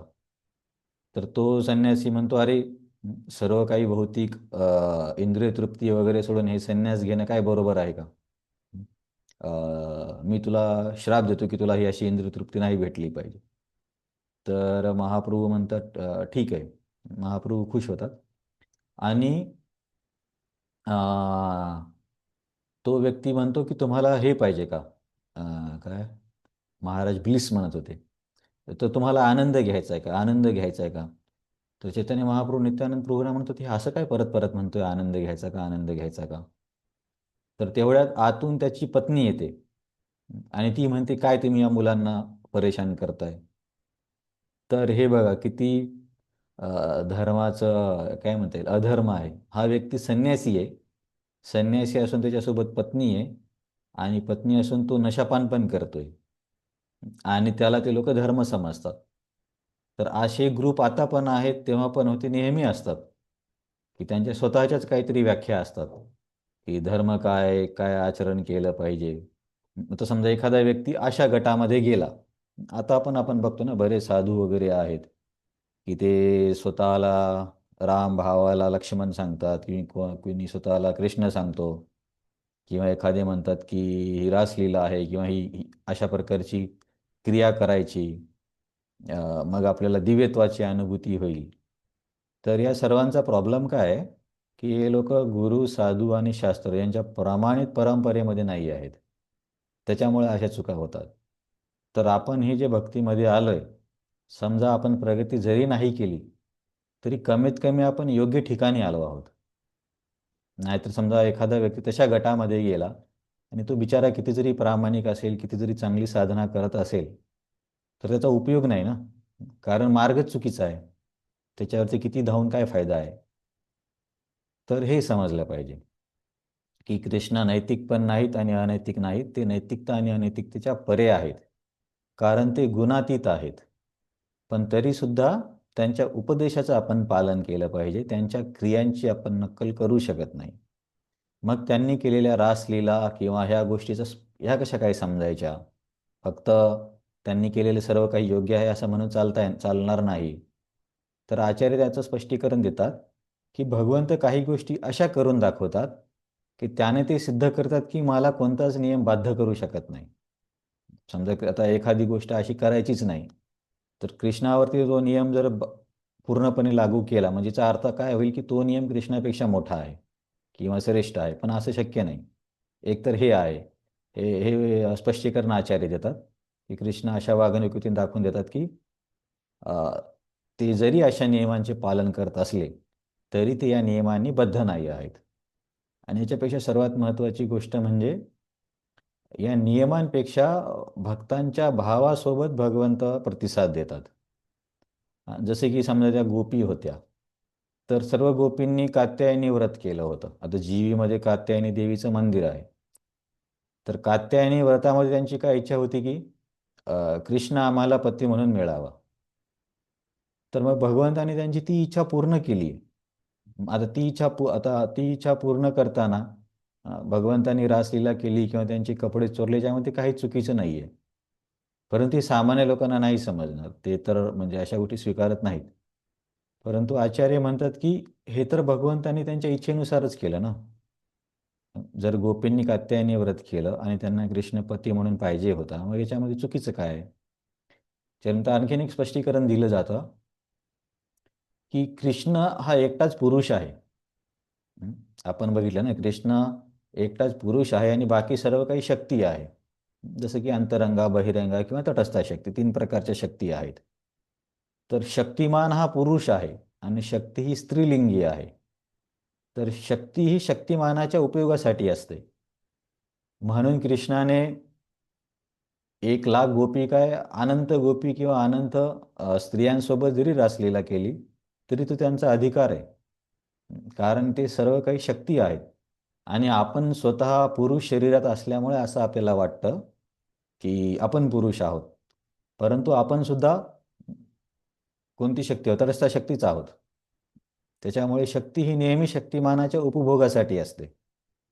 म्हणून या दृष्टिकोनातून पण भगवंतांनी त्यांच्या सोबतचा विहार करण्याच्यामध्ये काही चुकीचं नाही आहे. हे अल्टिमेट फिलॉसॉफिकल तत्व आहे. एक अंडरस्टँडिंग मी तुम्हाला ही सांगितली, नंतर दुसरी ही सांगितली होती की भक्तांच्या भावासोबत त्या पद्धतीने प्रतिसाद देण्यासाठी काही गोष्टी भगवंत करतात. समजा एखाद्या व्यक्तीने खूप तपस्या केली आणि त्यांना भगवंत कृष्ण पती म्हणून पाहिजे असेल आणि जर कृष्ण बोलले नाही नाही अरे याच्यामुळे तर नियम तुटतील, मी कसं काय पती होणार, मग त्या भक्ताच्या भावाचं काय? गीतेमध्ये कुठे सांगितलं भगवंताने जसा भक्त माझ्याकडे तर त्याच्यानुसार मी त्याला प्रतिसाद देतो? यो मां प्रपद्यन्ते तास्तथैव भजामि. तांसते भजाम्यहं मम वर्तमान वर्तमान वर्तन्ते वर्तन्ते. मनुष्या पार्थ सर्वेषा. जो ज्या पद्धतीने माझ्याकडे येतो मी त्या पद्धतीने त्या भावाने, याच्यामध्ये आपण चर्चा केली होती की इथे बरेच अंडरस्टँडिंग आहेत की ज्या पद्धतीने म्हणजे समजा एखादा व्यक्ती भगवंतांकडे आला आणि त्याने समजले की ही तर दगड आहे, तर त्याच्यासाठी भगवंत दगड म्हणूनच राहतील. आणि एखाद्या व्यक्तीने विचार केला की ही इच्छा पूर्ण करणारी शक्ती आहे, तर त्याच्यानुसारच ते भगवंत प्रतिसाद देतील. आणि समजा एखाद्या व्यक्तीने असा विचार केला की मला कृष्ण सख्य रसामध्ये पाहिजे आहे, तर भगवंत त्याच्यासोबत सख्य रसामध्ये प्रतिसाद देतील. ऑफकोर्स आता हे खूप उच्च स्तर आहे. त्यानुसार समजा एखाद्या जीवाची इच्छा असेल की मला कृष्ण प्रियकर म्हणून पाहिजे किंवा पती म्हणून पाहिजे, याला माधुर्य रस म्हणतात. मग हे जर भगवंताने न पूर्ण करणं, मग हे तर अपरिपूर्णतेची गोष्ट होईल ना. जसे की द्वारकेमध्ये त्या 16,101 स्त्रिया होत्या राक्षसांनी पकडून ठेवलेल्या. तर त्या सर्वांनी इच्छा केली की कृष्ण तुम्ही आता आमचा स्वीकार करा. मग आता कृष्णाने नाही स्वीकार केला असं तर मग ते पण त्यांच्या भावासोबत प्रतिसाद नसता झाला ना. आणि गीतेमध्ये तर त्यांनी सांगितले की ज्याही भावाने माझ्याकडे येतील त्याच्यामध्ये मी त्यांना प्रतिसाद देईल. मी त्यांचंच वचन चुकीचं ठरलं असतं. यथा मां प्रपद्यन्ते तां तथैव भजाम्यहम्. मग वचन तर चुकीचं ठरत नाही, आपण आताच बघितले की त्यांचा उपदेश पालन केला पाहिजे. तर हे असे वेगवेगळ्या स्तरावरचे स्पष्टीकरण दिले जातात की या गोष्टी कशा समजून घ्यायच्यात. तर हे सर्व आपण कशावरून चर्चा केली की भगवंत म्हणतात की ज्यांना विजयांची इच्छा आहे, तो विजय मिळवण्यासाठी जी नैतिक धोरण ते लोक अवलंबवतात, ते नैतिक धोरण म्हणजे माझी विभूती आहे असं समजा. तर याच्यामध्ये आपण अनैतिकतेसाठी ऑस्ट्रेलिया आणि साऊथ आफ्रिकेच्या मॅचमध्ये ते बॉलला सँडपेपरने घासण्याचं एक उदाहरण बघितलं. ते फेमस आहे म्हणून ते उदाहरण मी तुम्हाला दिलं. अशा बऱ्याच गोष्टी समाजामध्ये होत राहतात. विजयासाठी लोक चुकीच्या गोष्टीने करणारे. आणखीन दुसरा एखादा मॅच वगैरे आहे का? हां, आता हे नैतिक आहे अनैतिक आहे माहीत नाही, पण असं घडलेलं आहे. जेव्हा प्रभुपाद होते तेव्हा प्रभुपाद सर्व शिष्यांना म्हणायचे की तुम्ही पुस्तकाचं वितरण करा आणि जो पुस्तक वितरण करेल तो मला खूप प्रिय आहे. कारण प्रभुपाद बोलले की हे जे कम्युनिझम आहे, कम्युनिझमला काय म्हणतात मराठीत? कम्युनिस्ट जी थिअरी आहे, प्रभुपाद बोलले की ही केवळ पुस्तकाच्या रूपाने जगभर पसरली. कुणी जाऊन सगळीकडे जाऊन कम्युनिझमचा प्रचार नाही केला. तर त्याच पद्धतीने हे ग्रंथ सर्वत्र भक्तीचा प्रचार करतील. त्याच्यामुळे तुम्ही अधिकाधिक भाषेमध्ये सर्वत्र याचं वितरण करा. आणि जो कोणी वितरण करायचा प्रभुपाद त्याच्यावरती खुश व्हायचे की खूप छान सेवा केली म्हणून. तर याच्यावरती काय झालं, आता भक्तांमध्ये काय सगळे नवीन होते, तर भक्तांमध्ये स्पर्धा निर्माण झाली. अरे प्रभुपाद याने खुश होतात म्हणून प्रभुपादांना खुश करण्यासाठी जास्तीत जास्त पुस्तक वितरण करायचं. तर समजा याच्यामध्ये एखाद्याने 24 तास वितरण केलं किंवा काही मायक्रो स्पीकरचा वापर केला किंवा असं काही केलं तर ते ठीक आहे. पण काही भक्तांनी काय केलं की त्यांच्या बसेस होत्या, तर दुसऱ्या बसची हवा सोडून द्यायची. म्हणजे त्यांना पुस्तक वितरण करायला जायला उशीर होईल आणि तोपर्यंत त्यांचा स्कोअर वाढून जाईल.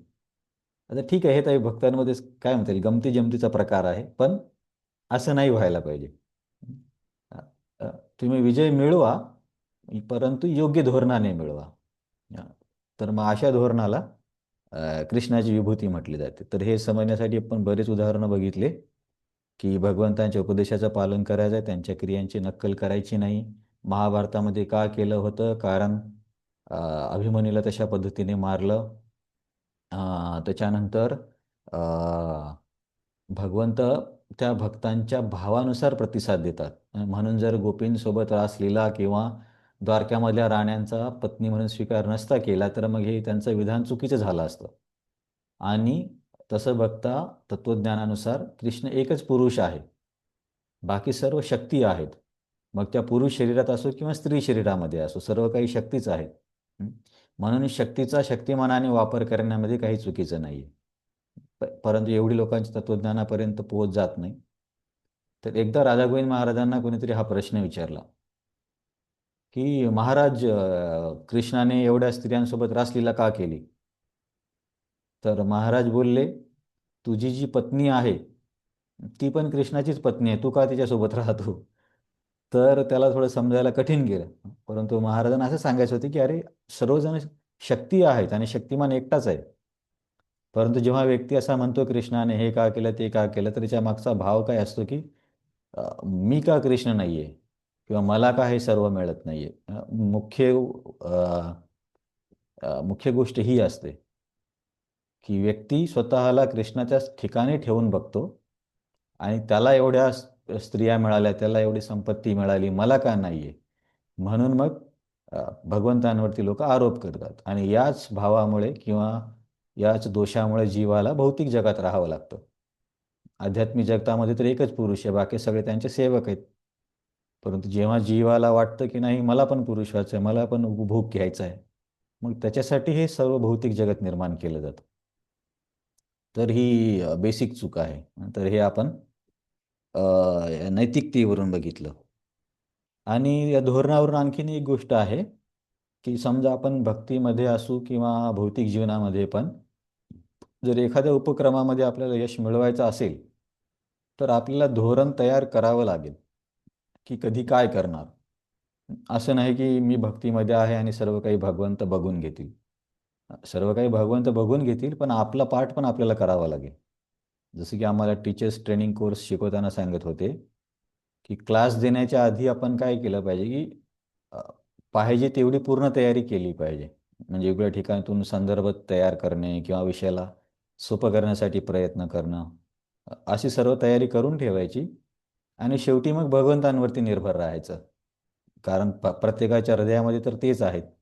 जसं आपण बघितले की युधिष्ठिर महाराजांना त्यांनी स्वतः सांगूनही न समजण्यासाठी प्रेरित केलं आतून परमात्माहून. तर शेवटी भगवंतच काही करणार आहेत. परंतु आपण सर्व तयारी केली पाहिजे आणि नंतर भगवंतांवरती निर्भर राहिलं पाहिजे. हा योग्य भाव आहे.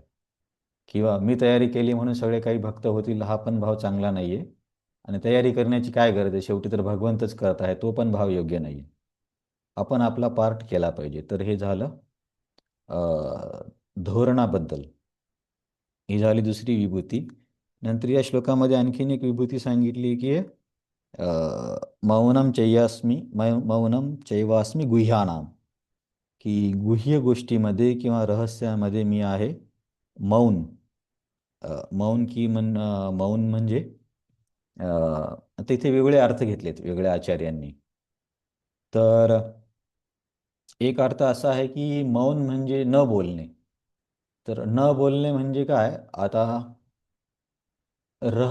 असे सामान्यतः आहे कुठली गोष्ट रहस्य केव्हा राहते, जोपर्यंत एखाद्या व्यक्ती बोलत नाही. समजा एक व्यक्ती दुसऱ्याला बोलला की मग ती गोष्ट मौन रहस्य राहण्याची शक्यता खूप कमी होऊन जाते.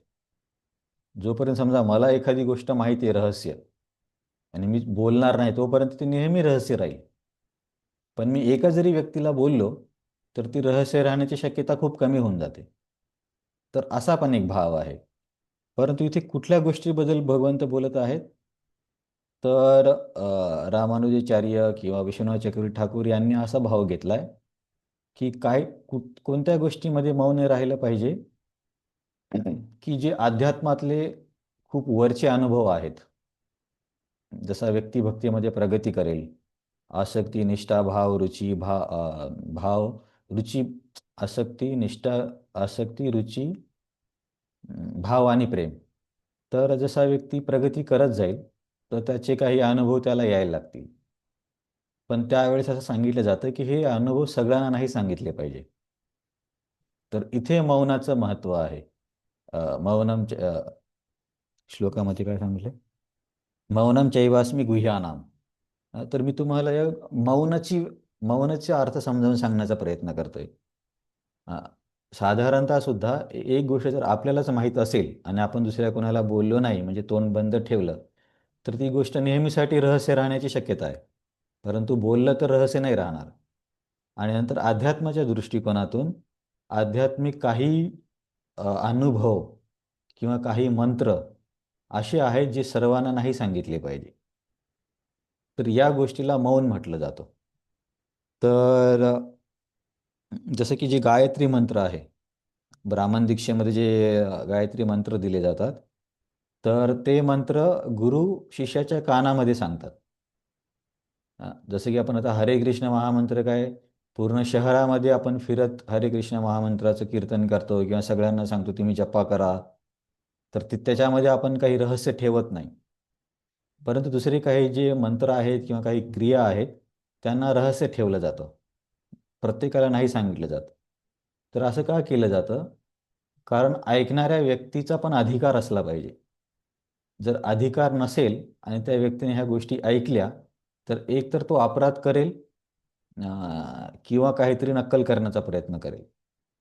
जसे की समजा आता ह्या रासलीलेबद्दल आपण बोललो, असे कुणाला काही असे खरे जर अनुभव असतील आणि तो जर कुणाला बोलला, समजा एखाद्या व्यक्तीचा विश्वासच नाही भक्तीवरती, तर तो खूप मोठा अपराध करेल, त्याला कधीच समजणार नाही. म्हणून काही गोष्टी अशा आहेत की ज्या प्रत्येकाला नाही सांगितल्या पाहिजे. परंतु हरे कृष्ण महामंत्र असा आहे, त्याच्यासाठी व्यक्तीचा काहीच अधिकार नाही आहे. त्याने कुणीही प्रगती करू शकतो, कुणीही त्याची प्राप्ती करू शकतो, भगवंतांच्या भक्तीमध्ये प्रगती करू शकतो. म्हणून आपण हरे कृष्ण महामंत्र सगळीकडे मोठ्या आवाजात कीर्तन करत सांगतो. त्याच्यामध्ये आपण काही लपवून ठेवत नाही. परंतु गायत्री मंत्र किंवा इतर काही क्रिया आहेत त्या सगळ्यांना नाही सांगितलं जातं. पण असं नाही की समजा एखाद्या व्यक्तीची ब्राह्मण दीक्षा नाही झाली आणि तो केवळ हरे कृष्ण मंत्र म्हणतोय तर त्याची प्रगती होणार नाही, असं नाहीये. प्रगती व्यक्ती केवळ हरे कृष्ण मंत्रानेही भगवंतांची उच्च रसामध्ये पण प्राप्ती करू शकतो. कारण असं नसतं तर मग आता एवढे मोठे भक्त सर्वांची तर ब्राह्मण दीक्षा झालेली नाहीये, मग त्यांचं काय होणार. तर तो मुद्दा नाहीये. महत्त्वाची गोष्ट ही आहे, काही गोष्टी त्यांना रहस्य ठेवावं लागतं. तर त्याच्या संदर्भात तुम्हाला मी एक उदाहरण देतो. हे जे स्पष्टीकरण आहे की काही गोष्टी रहस्य ठेवल्या पाहिजे, काही मंत्र काही अनुभव, हे स्पष्टीकरण विश्वनाथ ठाकूर, रामानुजाचार्य, मध्वाचार्य सर्वांनी दिलं. तर बलदेव विद्याभूषणाचं स्पष्टीकरण वेगळं आहे, ते आपण नंतर बघू. तर रामानुजाचार्य पण काय म्हणतात की काही ज्या गोष्टी आहेत उच्च स्तरावरचे अनुभव मंत्र ते सर्वांना नाही सांगितले पाहिजे. याला म्हणायचं मौनम चैवास्मी गुह्यानाम. परंतु रामानुजाचार्यांच्या आयुष्यामध्ये खूप महत्त्वाचे प्रसंग आहे, तुम्ही कदाचित तो ऐकला असेल. तर रामानुजाचार्य श्रीरंगमला राहायचे आणि त्यांना मंत्रदीक्षा घ्यायची होती. आता आपण आपल्याकडे कसे मंत्रदीक्षा देतात महाराज दीक्षा असताना, तर रामानुजाचार्यांना मंत्रदीक्षा घ्यायची होती. तर ती मंत्रदीक्षा त्यांना गोष्टीपूर्णापासून घ्यायची होती. तर तुम्ही रामानुजाचार्यांच्या जीवनामध्ये बघितले तर बरेचसे असे व्यक्ती आहेत की त्यांचे असे नाव आहेत: गोष्टीपूर्ण, महापूर्ण, कांचीपूर्ण. त्यांची तमिळ नावं पर आहेत, पण हे प्रसिद्ध नावं असे आहेत. त्यांचं काहीतरी तिरुकोट्टियूर असं काहीतरी एक नाव आहे. तर गोष्टीपूर्ण पासून रामानुजाचार्यांना मंत्रदीक्षा घ्यायची होती. तर रामानुजाचार्य राहायचे श्रीरंगमला. श्रीरंगम आता पण आहे. आणि गोष्टीपूर्ण तिरुकोट्टियूर नावाच्या ठिकाणी राहायचे. तर या दोन ठिकाणांमधलं अंतर आहे जवळपास 260 किलोमीटर, म्हणजे एका साईडचं. तर जाणं आणि येणं जवळपास 520 किंवा 500 किलोमीटर होतं. तर रामानुजाचार्य किती वेळेस गेले असतील दीक्षा घेण्यासाठी?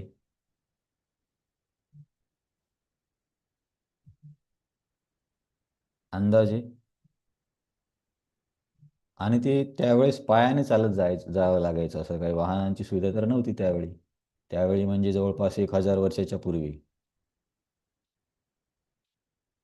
किती वेळेस गेले असतील रामानुजाचार्य, एक अंदाज? अरे अंदाज तरी सांगा. 3-4 वेळा. तर 3-4 वेळा ना. तर बघा, एका वेळेस जरी जायचं असेल तर जाणं आणि येणे 520 किलोमीटर होते. आणि ते पण चालत जायचे. काही वाहनाच्या तर सुविधा नव्हत्याच. तर रामानुजाचार्य एक नाही, दोन नाही, 4-5 नाही, तर 17 वेळेस गेले. 17 वेळेस गेले आणि 17 वेळेस आले. तर 17 वेळेस गेले आणि आले तरीही त्यांना गोष्टीपूर्णांनी मंत्रदीक्षा दिली नाही. आता समजा तुम्ही विचार करा की आता माझी दीक्षा झाली म्हणून मला बोलायला सोपं आहे, पण ज्यांची दीक्षा नाही झाली त्यांना खूप आतुरता असते की महाराज एवढ्या वर्षापासून का दीक्षा देत नाहीत. 5 वर्ष झाली, कोणाला 10 वर्ष झाली, कोणाला 15 वर्ष झाले. तर मग लोकांचं थोडंसं हे काय म्हणतात, संयम राहत नाही. मग दुसरीकडे कुठे दीक्षा लवकर मिळत असेल तर लोक तिकडे जातात. ठीक आहे, ज्याचा त्याचा स्वतःचा भाव आहे. समजा तर तुम्हाला सांगितलं की दीक्षा घेण्यासाठी महाराज दीक्षा देत आहेत, पण तुम्हाला जव्हारपासून इकडे पायी चालत यायचं आहे. तर जव्हार तिथे अंतर किती असेल, 80-90 किलोमीटर. आणि तुम्ही आले आणि महाराज बोलले आज नाही, नंतर. मग तुम्हाला परत चालत जायचं. तर चालत जायचं, चालत यायचं, असं तुम्ही 17 वेळेस केलं आणि 17 वेळेस करून पण महाराजांनी दीक्षा नाही दिली. तर आपल्यापैकी अशी किती लोक आहेत की ज्यांना इच्छा राहील दीक्षा घेण्याची? ते म्हणतील ठीक आहे, जाऊ द्या, दुसरीकडून कुठं घेऊ, एवढ्या वेळेस काय जायचं आणि यायचं. चालत तर सोडा, गाडीने पण कोणाला इतक्या वेळेस जाणं येणं आवडणार नाही. तर रामानुजाचार्यांनी 17 वेळेस पैदल प्रवास केला तरी गोष्टीपूर्णाने त्यांना मंत्रदीक्षा दिली नाही. 18व्या वेळेस त्यांनी दिली. तर मी कॅल्क्युलेट केलं तर 18 वेळेस जाऊन येऊन त्यांनी 9000 किलोमीटर पायाने प्रवास केला होता रामानुजाचार्यांनी. जाणं आणि परत येणं श्रीरंगम ते तिरुपट्टियूरला. तर असं का केलं? कारण त्यातून गोष्टीपूर्णांना हे दाखवायचं होतं की हे मंत्र दीक्षा घेण्यासाठी व्यक्ती किती गंभीर असला पाहिजे. नाही तर बऱ्याचदा काय होतं की काही काही ठिकाणी तसं म्हणजे 10,000 15,000च्या संख्येने एकदाच दीक्षा दिली जाते. आता आपल्याला कोणावरती टीका करायची नाही, पण त्यांच्यामध्ये असं काही नाव वगैरे दिलं जात नाही. जेवढे पण लोक येऊन बसले त्या सगळ्यांची दीक्षा झाली असं समजलं जातं. तर दीक्षा एवढी चीप म्हणण्यापेक्षा एवढी साधी गोष्ट नाही आहे. दीक्षा घेणे खूप मोठी कमिटमेंट आहे. एक गुरु पण आपली जबाबदारी घेतात आणि आपल्याला आपली पण जबाबदारी असते. नियमांचं पालन करणं, महामंत्राचा जप करणं, भक्तीच्या क्रिया व्यवस्थित करणे. तर त्याच्यामुळे खूप व्यक्ती जर गंभीर असेल त्यालाच दीक्षा दिली पाहिजे, हे पण त्यांनी दाखवून दिलं. आणि रामानुजाचार्य किती गंभीर होते दीक्षा घेण्यासाठी हे यातून कळतं. तर स्टोरी इथून पुढे महत्त्वाची आहे. मग गोष्टीपूर्णांनी बघितलं की रामानुचार्यांचा दृढ निश्चय आहे आणि ते पूर्णपणे गंभीर आहेत, सिरियस आहेत. मग त्यांनी त्यांना मंत्रदीक्षा दिली आणि मंत्रदीक्षा देताना कानामध्ये मंत्र सांगितला आणि त्यांना बोलले की रामानुज, हा मंत्र मी तुला गुह्यपणे देत आहे आणि हा मंत्र तू कुणालाही द्यायचा नाही आणि जर तू हा मंत्र कुणाला दिला तर त्या दोषामुळे तुला नरकवास होऊ शकतो आणि या मंत्राची अशी शक्ती आहे की या मंत्राच्या सहाय्याने कुणीही भगवद्धामाची प्राप्ती करू शकतो. तर मग त्यांनी रामानुचार्यांच्या कानामध्ये मंत्र दिला, ओम नमो नारायणाय. तर आता आपल्यापैकी एखादा व्यक्ती असता की 18 वेळेस जाऊन येऊन केल्यावर मंत्र मिळाला आणि तेव्हा गुरु बोलले की दुसऱ्या कोणाला सांगशील तर नरकात जाशील, तर दुसऱ्या कोणाला सांगणं तर दूर, आपण कुणाला दिसणार पण नाही. एकतर एवढ्या परिश्रमाने भेटलं, त्याच्यामध्ये एवढी मोठी रिस्क. पण रामानुचार्यांच्या मनामध्ये साहजिक दया उत्पन्न झाली की त्यांनी विचार केला की या मंत्रामध्ये एवढी शक्ती आहे की हा मंत्र जर कोणी ऐकेल, याचं प्रामाणिकपणे स्मरण करेल तर तो भगवद्धामाची प्राप्ती करू शकतो आणि मी जर हा मंत्र कुणाला जर दिला तर मला काय शिक्षा होईल की मला नरकात जावं लागेल. तर रामानुचार्य म्हटले की एक व्यक्ती नरकात जाऊन जर हजारो लोकांचा उद्धार होत असेल तर काय प्रॉब्लेम आहे, तर मी हे करायला तयार आहे. तर ह्या गोष्टी आपल्याला ऐकायला सोप्या वाटतात, पण त्याची गंभीरता किंवा आपण त्या पोझिशनमध्ये असलो तर त्या भावात ठेवलं तर समज. जसं तुम्हाला मी आणखी वेगळं उदाहरण देतो. चैतन्य चरितामृतमध्ये एक वासुदेव दत्त नावाचे भक्त होते. तर खूप मोठी कथा आहे. तर त्यांनी चैतन्य महाप्रभूंना प्रार्थना केली की महाप्रभू, तुम्ही जगातल्या सर्व जीवांना मुक्त करा आणि सगळ्यांचं जे काही पाप आहे ते पाप मला द्या. सव जीवेर पापलय कैमय नरक भोग, सकल जीवेर प्रभू घुचाह भवरोग. सगळ्यांचं पाप घेऊन मी नरकात जाईल आणि तुम्ही सगळ्यांचा भवरोग नष्ट करा, असे वासुदेव दत्त चैतन्य महाप्रभूंना म्हणतात. तर आता हे वरवर ऐकता असं वाटेल की म्हणजे गंभीरता कळणार नाही की सगळ्यांचे पाप किंवा सगळ्यांची कर्म मला द्या. पण समजा आपण एका एका व्यक्तीचा विचार केला, समजा आता माझे कर्म घेण्यासाठी कोणी तयार असेल तर त्याला काय होईल की त्याला झोप नाही येणार. आता एकदा कर्म घेतले की आयुष्यभर झोप नाही. हे फक्त एका व्यक्तीचे थोडेसे कर्म. तर आपल्यापैकी प्रत्येकाच्या आयुष्यामध्ये ज्या काही गडबडी किंवा दुःख होत आहेत त्याला दुसऱ्या कोणाला घ्यायचं आहे किंवा तुम्हाला त्याच्याकडून घ्यायचं, तर हे किती कठीण आहे. पण वरवरून ऐकताना असं वाटतं की अरे हां, परंतु वासुदेव दत्त जे होते ते सिरियसली असे विचार करत होते, म्हणजे की ते तयार होते. आता या जगामध्ये किती लोकांना कॅन्सर असेल, किती लोक गरीब असतील, किती लोकांना घर नसेल, किती लोकांना जेवण मिळत नसेल. त्या सर्वांचं कर्म घ्यायचं म्हणजे विचार करा. एका व्यक्तीची डोकेदुखी घेतली तरी खूप मोठी गोष्ट आहे, ती पण काही मिनिटासाठी. तर रामानुचार्य असे होते आणि या लोकांना पूर्णपणे माहीत आहे की ह्या गोष्टी ज्या शास्त्रात आहेत त्या खऱ्याच आहेत. आपल्यापैकी बऱ्याचशा जणांना स्वर्ग नरक आहे की नाही याच्यावरच विश्वास नसतो. रामानुचार्य बोलले की ठीक आहे, मी नरकात जाईल, पण त्याच्यामुळे जर सर्वांचा उद्धार होत असेल तर काही हरकत नाही. मग ते थिरुकोट्टियूरमध्ये मंदिरावरती आले आणि उंच ठिकाणावर येऊन त्यांनी आवाज दिला की की सर्वांनी इथे या आणि मी तुम्हाला एकदम कल्याणाची गोष्ट सांगणार आहे. तर पूर्ण त्या नगरामधले लोक तिथे जमा झाले आणि रामानुचार्यांनी सर्वांना सांगितले की तुम्ही माझ्या मागे मोठ्याने हा मंत्र म्हणा. त्यांनी सर्वांना ओम नमो नारायणाय हे मंत्र म्हणायला सांगितलं. तर पूर्ण नगराने तो मंत्र बोलला. तर हे जेव्हा गोष्टीपूर्णांना कळतं तेव्हा गोष्टीपूर्ण खूप रागावतात. एक तर दीक्षा देत नव्हतो, दीक्षा देताना तुला सांगितलं की हे गुप्त ठेवायची आणि तू सगळ्यांना हा मंत्र सांगितला, तर तू तो गुरुची आज्ञा पाळली नाही, त्याच्यासाठी तुला नरकात जावं लागेल. तर हे सर्व मी कशासाठी बोलतोय? मौनम चैवास्मी गुह्यानाम. गुह्य गोष्टीमध्ये मौन ही भगवंतांची विभूती आहे. म्हणजे शांत राहणे किंवा न बोलणे.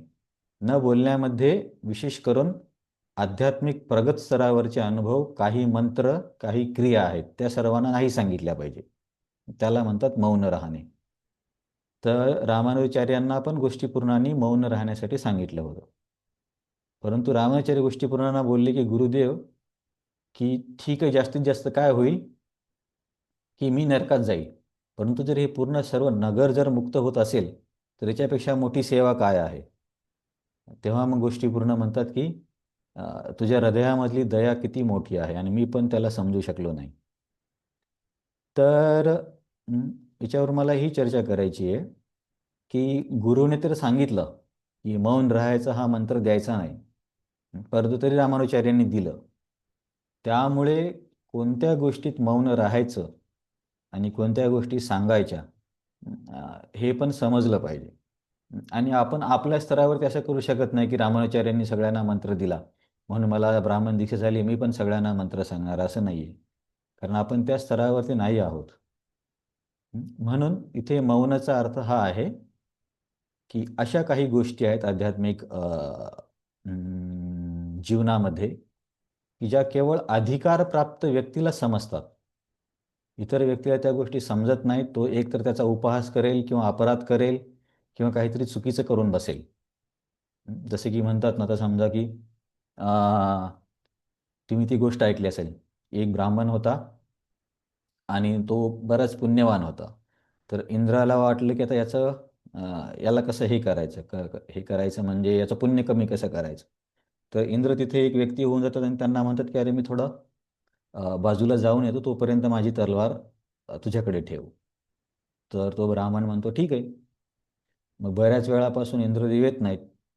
तर मग तुम्हाला माहिती आहे की व्यक्तीला कसं असतं की हातामध्ये काही गोष्टी आहेत तर त्याला काहीतरी करण्याची इच्छा निर्माण होतेच.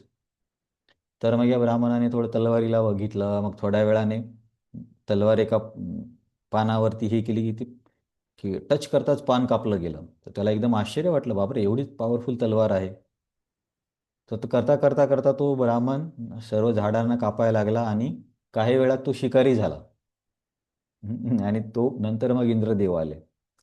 तर मला याच्यातून काय सांगायचं आहे की जसं तो ब्राह्मण या गोष्टीमुळे इतक्या खालच्या स्तरावरती गेला, तसेच अध्यात्मामध्ये अशा काही गोष्टी आहेत की जर अधिकाराविना त्या गोष्टी करायला लागलो किंवा त्या गोष्टी ऐकायला लागलो किंवा वाचायला लागलो तर त्याच्यामुळे व्यक्ती खूप मोठं नुकसान करू शकतो स्वतःचं आणि समाजाचं सुद्धा.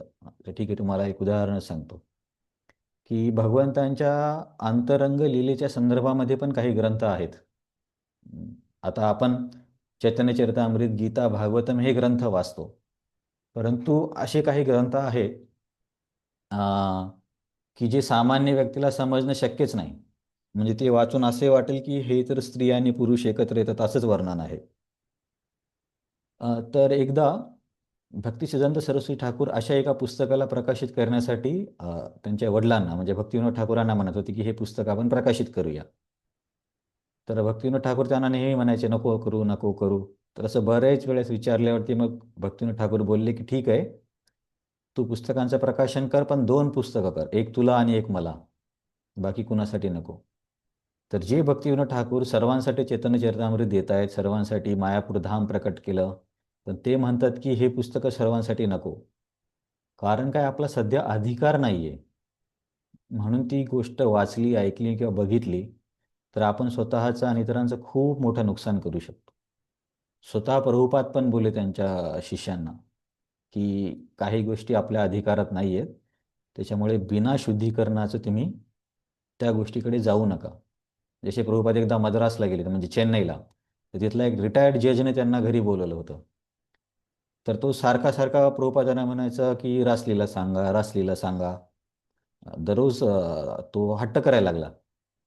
तर प्रभुपाद त्याला शेवटी बोलले की बघा, रासलीला सांगण्यासाठी मी पात्र नाही. कदाचित तुम्ही ऐकण्यासाठी पात्र असाल, पण माझी सांगण्याची पात्रता नाही आहे, तर मी तुम्हाला सांगणार नाही.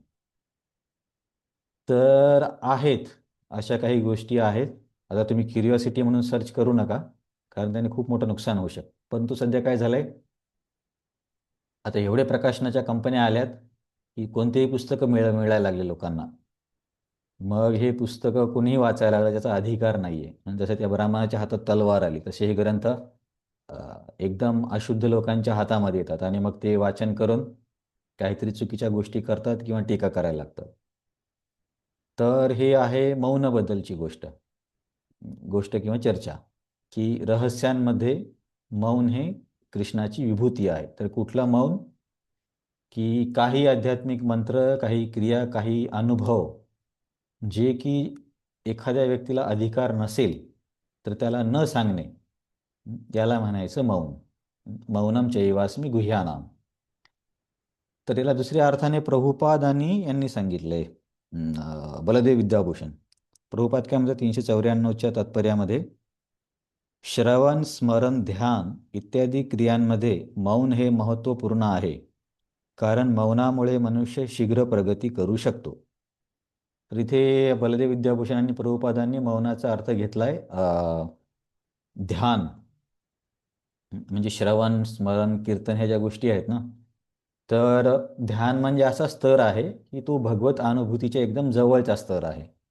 जसं समजा आपण श्रवण करू एखाद्या भगवंतांच्या लीलेचं, तर श्रवण करून ती लीला समजेल किंवा आपलं त्याच्यामध्ये काय म्हणता येईल, मन लागेल. परंतु जेव्हा ते श्रवण करून करून ह्या गोष्टी स्मरणामध्ये यायला लागतात, व्यक्ती त्याच्यावरती चिंतन करायला लागतो. तर याच्या ह्या पायऱ्या आहेत. श्रवण, स्मरण, ध्यान. तर ही ध्यान जी शेवटची पायरी आहे, म्हणजे त्यानंतर तो व्यक्तीला भगवत अनुभूती होईल. तर या ध्यानाला बलदेव विद्याभूषण आणि प्रभुपाद मौन म्हणतात, की हे मौन अ, या रहस्यांमध्ये हे गुह्य आहे. या गुह्यांमध्ये हे मौन हे रहस्य आहे, असा अर्थ प्रभुपाद आणि बलदेव विद्याभूषणांनी घेतला. त्यांचा अर्थ असा आहे की मौन म्हणजे शांत राहणे असं नाही आहे. तर श्रवण, कीर्तन, स्मरण या क्रियांमध्ये ध्यान ही क्रिया जी आहे ती मौन आहे, आणि त्यामुळे भगवत अनुभूती होण्याच्या खूप जवळ व्यक्ती जातो. ही पण अंडरस्टँडिंग बरोबर आहे, कारण आपण बघितले की सर्व आचार्य बरोबर असतात, फक्त त्यांचा सांगण्याचा दृष्टिकोन, भगवंत त्यांना प्रेरणा त्या पद्धतीने देतात. आणि आपण जी विस्तारित चर्चा केली, ती चर्चा म्हणण्यापेक्षा ती अंडरस्टँडिंग बऱ्याच आचार्याने दिली आहे. म्हणजे Ramanujacharya, Madhvacharya, Vishwanath Chakravarti Thakur, mainstream understanding ती आहे असं म्हणू शकतो. तर त्याच्यामध्ये भाव काय होता, की काही गोष्टी सर्वांसाठी आहेत. हरे कृष्ण महामंत्र, भागवत श्रवण, गीता श्रवण सर्वांसाठी, त्याच्यामध्ये काहीच काय म्हणता येईल, भेदभाव नाही आहे. परंतु काही गोष्टी अशा आहेत की ज्याच्यामध्ये भेदभाव नाही आहे, परंतु अपात्र व्यक्तीला नाही मिळाल्या पाहिजे, नाहीतर तो त्या ब्राह्मणासारखं करेल. तर त्याला मौन म्हणतात. तर रामानुचार्यांनी मौन न राहता ते केलं, कारण त्यांचा दयेचा भाव मोठा होता. पण आपण असं नाही म्हणू शकत की मी पण रामानुजासारखा आहे, कारण आपण नक्कीच त्यांच्यासारखे नाही आहोत. तर हे झालं मौन. आणि जी शेवटची विभूती आहे या श्लोकामधली, याच्या श्लोकामध्ये 4 विभूती होत्या. एक तर आपण मागच्या वेळेस बघितली दंड, आणि यावेळेस जी दुसरी बघितली ती म्हणजे की विजय मिळवण्याच्या इच्छेची जी लोक आहेत, विजय इच्छुक लोक, त्यांचे नैतिक धोरण, ती भगवंतांची विभूती आहे. त्यामध्ये आपण बरेच गोष्टी बघितल्या, नैतिक अनैतिक, का कृष्ण नैतिक नाही आहे, किंवा कुठल्या गोष्टींचं पालन करावं, कुठल्या गोष्टींचं करू नये. नंतर मौनम चैवास्मी गुह्यानाम, मौन ही भगवंतांची इथे तिसरी विभूती आहे. तर याचे 2 अर्थ आहेत. एक जो रामानुचार्य विष्णुचक्र ठाकूरांनी सांगितलं की ज्या गोष्टींचा अधिकार नाही, त्या गोष्टी, ज्या लोकांचा अधिकार, ज्या व्यक्तीला अधिकार नाही अशा व्यक्तीला अ, ह्या अशा गुह्य गोष्टी नाही सांगितल्या पाहिजे, त्याला म्हणायचं मौन. आणि या श्लोकामधलं शेवटची विभूती आहे ज्ञानम ज्ञानवतामहम, की ज्ञानवान व्यक्तीचं ज्ञान मी आहे, किंवा प्रभुपादांनी काय सांगितलं, ज्ञानीजनांमध्ये ज्ञान मी आहे. तर ज्ञानीजनांचं ज्ञान ही भगवंतांची विभूती आहे. तर याला आपण कसं वापरू शकतो? समजा तुम्हाला एक सामान्य जीवनामध्ये एखादी व्यक्ती असेल, अ, आता ती भौतिक ज्ञान असेल तरी चालेल, कारण प्रभुपाद मला वाटतं भौतिक पण म्हणतात, की जो पदार्थ आणि चेतन भगवंतांची पराप्रकृती आणि अपराप्रकृती यांच्यामधील भेद जाणू शकतो, तो ज्ञानी मनुष्य होय. असे ज्ञान म्हणजे साक्षात श्रीकृष्णच आहे, असा पण अर्थ घेतला. आणि दुसऱ्या एका ठिकाणी मी हे पण वाचले की इव्हन जे भौतिक ज्ञान आहे, आता समजा एखाद्या व्यक्ती इंजिनिअरिंगच्या ज्ञानामध्ये खूप इंटेलिजंट आहे, तर अशा व्यक्तीला आपण सन्मान हे म्हणून दिला पाहिजे की या व्यक्तीचं ज्ञान म्हणजे कृष्णाची विभूती आहे. तर ही पण या पद्धतीने पण या गोष्टीकडे अ, बघता येतं. कारण याच्या आधी पण भगवंत बोलले होते ना, बुद्धिर्बुद्धिमतामस्मी, अ, बलम बलवानस्मी. तो काय श्लोक आहे? अ, बलम बलम बलवताम चाहम. बलम बलवताम चाहम कामराग विवर्जितम धर्माविरुद्ध भूतेषु कामोस्मी भरतर्षभ. तसाच एक आणखीन हा श्लोक आहे, बुद्धिर्बुद्धिमतामस्मी, की बुद्धिमान व्यक्तीची बुद्धी मी आहे. तर हे जवळपास सारखेच अर्थ आहे. बुद्धिमान व्यक्तीची बुद्धी किंवा ज्ञानवान व्यक्तीचं ज्ञान हे मी आहे. मी म्हणजे भगवंतांची विभूती आहे. तर हे इथं लक्षात ठेवायचं आहे. एक अर्थ तर सामान्य जीवनामध्ये पण बरेचसे लोक इंटेलिजंट असतात त्यांच्या फील्डमध्ये, तर त्यांना आपण सन्मान हा म्हणून दिला पाहिजे की या व्यक्तीकडे जर एवढं ज्ञान आहे. आता समजा काही सायंटिस्ट आहेत किंवा काही इंजिनियर्स आहेत, तर आता ते जर इंटेलिजंट असतीलच, त्यांना ज्ञान असेल, तर त्यांना सन्मान दिला पाहिजे भगवंतांची विभूती म्हणून. असंच पुढे पण येईल की समजा एखादी व्यक्ती खूप सुंदर आहे, भगवंत समोर सांगणार आहे की त्यांचं सौंदर्य पण माझ्या अंशाचाच एक प्रकटीकरण समजलं पाहिजे. म्हणून काय होईल की एखादी व्यक्ती खूप इंटेलिजंट आहे किंवा खूप सुंदर आहे किंवा खूप प्रभावशाली आहे, तर अशा व्यक्तीसोबतचा द्वेष करण्यापेक्षा त्यांना आपण भगवंतांची विभूती म्हणून सन्मान दिला पाहिजे. त्याच्यामुळे आपण द्वेष आणि त्याला दुसरा काय शब्द आहे, मत्सरापासून वाचू शकतो. तर बऱ्याचदा आपला स्वतःबद्दल काय समज होतो की आपल्याला असं वाटतं की मला पण खूप ज्ञान आहे, परंतु ते ज्ञान अज्ञान असतं. जसं की अर्जुनच्या बाबतीत झालं होतं, की अर्जुन पहिल्या अध्यायामध्ये भरपूर काही कारणं देतो की अर्थशास्त्रानुसार हे आहे, धर्मशास्त्रानुसार ते आहे, कुळाचा नाश होईल, मला पाप लागेल, कोणीच नसताना राज्य असून काय फायदा. तर हे सर्व बोलून जेव्हा दुसऱ्या अध्यायामध्ये शरण जातो, तेव्हा भगवंत त्याला पहिल्या श्लोकामध्ये काय म्हणतात? असोच्या नानुशोचस्तम प्रज्ञावादांच भाससे गता असून अगता असूनच नानुशोचंती पंडिता. बोलतो तर खूप प्रज्ञावादी म्हणजे खूप बुद्धिमान किंवा पंडित व्यक्तीसारखा, परंतु तू मूर्ख आहेस, असे भगवंत अर्जुनला बोलले. आता समजा आपल्या लेवलला जर आपण दुसऱ्या अध्यायाचा अभ्यास नाही केला ना, आणि फक्त पहिला जर अध्याय वाचला, तर असं पूर्णपणे वाटेल की अर्जुन बरोबर आहे. आता पण असे काही लोक आहेत जे म्हणतात की अरे 5 लोकांसाठी का बरं इतक्या लोकांचा बळी बळी दिला गेला, 5 लोकांना त्रासात टाकला असता तर काय हरकत होतं. अर्जुनचं पण तेच म्हणणं होतं की मी संन्यास घेईल किंवा हे लोक जरी आताताई झाले, यांना पैशाचा संपत्तीचा लोभ आहे, पण आपण का तसं वागायचं. तर हे जर अर्जुनचे आपण आर्ग्युमेंट फक्त पहिला अध्यायच वाचला, असं वाटेल की अर्जुन पूर्णपणे बरोबर आहे. परंतु जेव्हा भगवंत बोलायला लागतात तेव्हा कळतं की अ, आपण आपल्या वर्तुळामध्ये स्वतःला खूप हुशार समजतो, परंतु त्याच्यापेक्षा पण ज्ञानाच्या कक्षा खूप मोठ्या आहेत. जसं मी तुम्हाला बोललो की अर्जुनने अर्थशास्त्राला धर्मशास्त्राने खोडून काढलं. मग भगवंत बोलले की अरे तुला फक्त एवढंच माहिती आहे, आणि तू त्याच्यावर तू स्वतःला खूप पंडित समजतोय, परंतु त्याच्यापेक्षा श्रेष्ठ ज्ञानशास्त्र आहे, ते आधी ऐक. आणि शेवटी मग भक्ती सांगतात. तर आपली जरी स्वतःची अंडरस्टँडिंग असली की माझ्याकडे खूप ज्ञान आहे, तर बऱ्याचदा असं होतं की आपल्याला त्या ज्ञानाच्या अजून वरच्या कक्षाच माहीत नसतात. तर या संदर्भात याला जोडून एक पास्ट टाईम आहे चैतन्य चरितामृतमधला, तो मी तुम्हाला सांगतो आणि मग थांबूया आपण. तर पूर्वीच्या काळी काय व्हायचं, आता जसे क्रिकेट वगैरे आहे ना, की गावागावामध्ये IPL लोक आयोजित करतात छोट्या छोट्या पाड्यामध्ये. भागवत सप्ताह करा किंवा सत्संग करा म्हटलं तर कोणाला इंटरेस्ट नाही आहे, परंतु एक क्रिकेटचं करण्यासाठी आता इथे जीवीच्या बाजूच्या जे गावामध्ये आहेत, ते लोक एकदम छान ग्राउंड तयार करतात, तिथं पवेलियन नाही पंडाल वगैरे टाकतात, आणि लाईव्ह व्हिडिओ पण असतो. यूट्यूब लाईव्ह चालू असतं मॅचचं. म्हणजे किती खर्च आणि किती व्यवस्थापन करतात. पण तिथे जर सत्संग ठेवा म्हटलं किंवा सत्संगाला या, तर बिलकुल लोकांची तयारी नसते. तर असंच पूर्वीच्या काळी लोक एवढे पतित नव्हते. पतित म्हणण्यापेक्षा आता सगळं काही स्थूल स्तरावरच केलं जातं. खेळ खेळणे किंवा सगळ्या स्थूल गोष्टींवरती ज्ञानाला एवढं महत्त्व नाही राहिलं आहे. परंतु पूर्वी काय होतं की ज्ञानाच्या संदर्भामध्ये लोक एकमेकांशी स्पर्धा करायचे, की समजा एखादा व्यक्ती न्यायशास्त्रामध्ये पंडित आहे, तर तो दुसऱ्या व्यक्तींना आव्हान देणार की न्यायशास्त्रावरती वाद करण्यासाठी. तर मग तो त्या व्यक्तीला हरवलं त्याने, तर मग याला जिंकलं असं घोषित केलं जायचं आणि त्याच्याकडून ते पत्र लिहून घेतलं जायचं की मी हारलो म्हणून. तर असं पूर्वी चालायचं.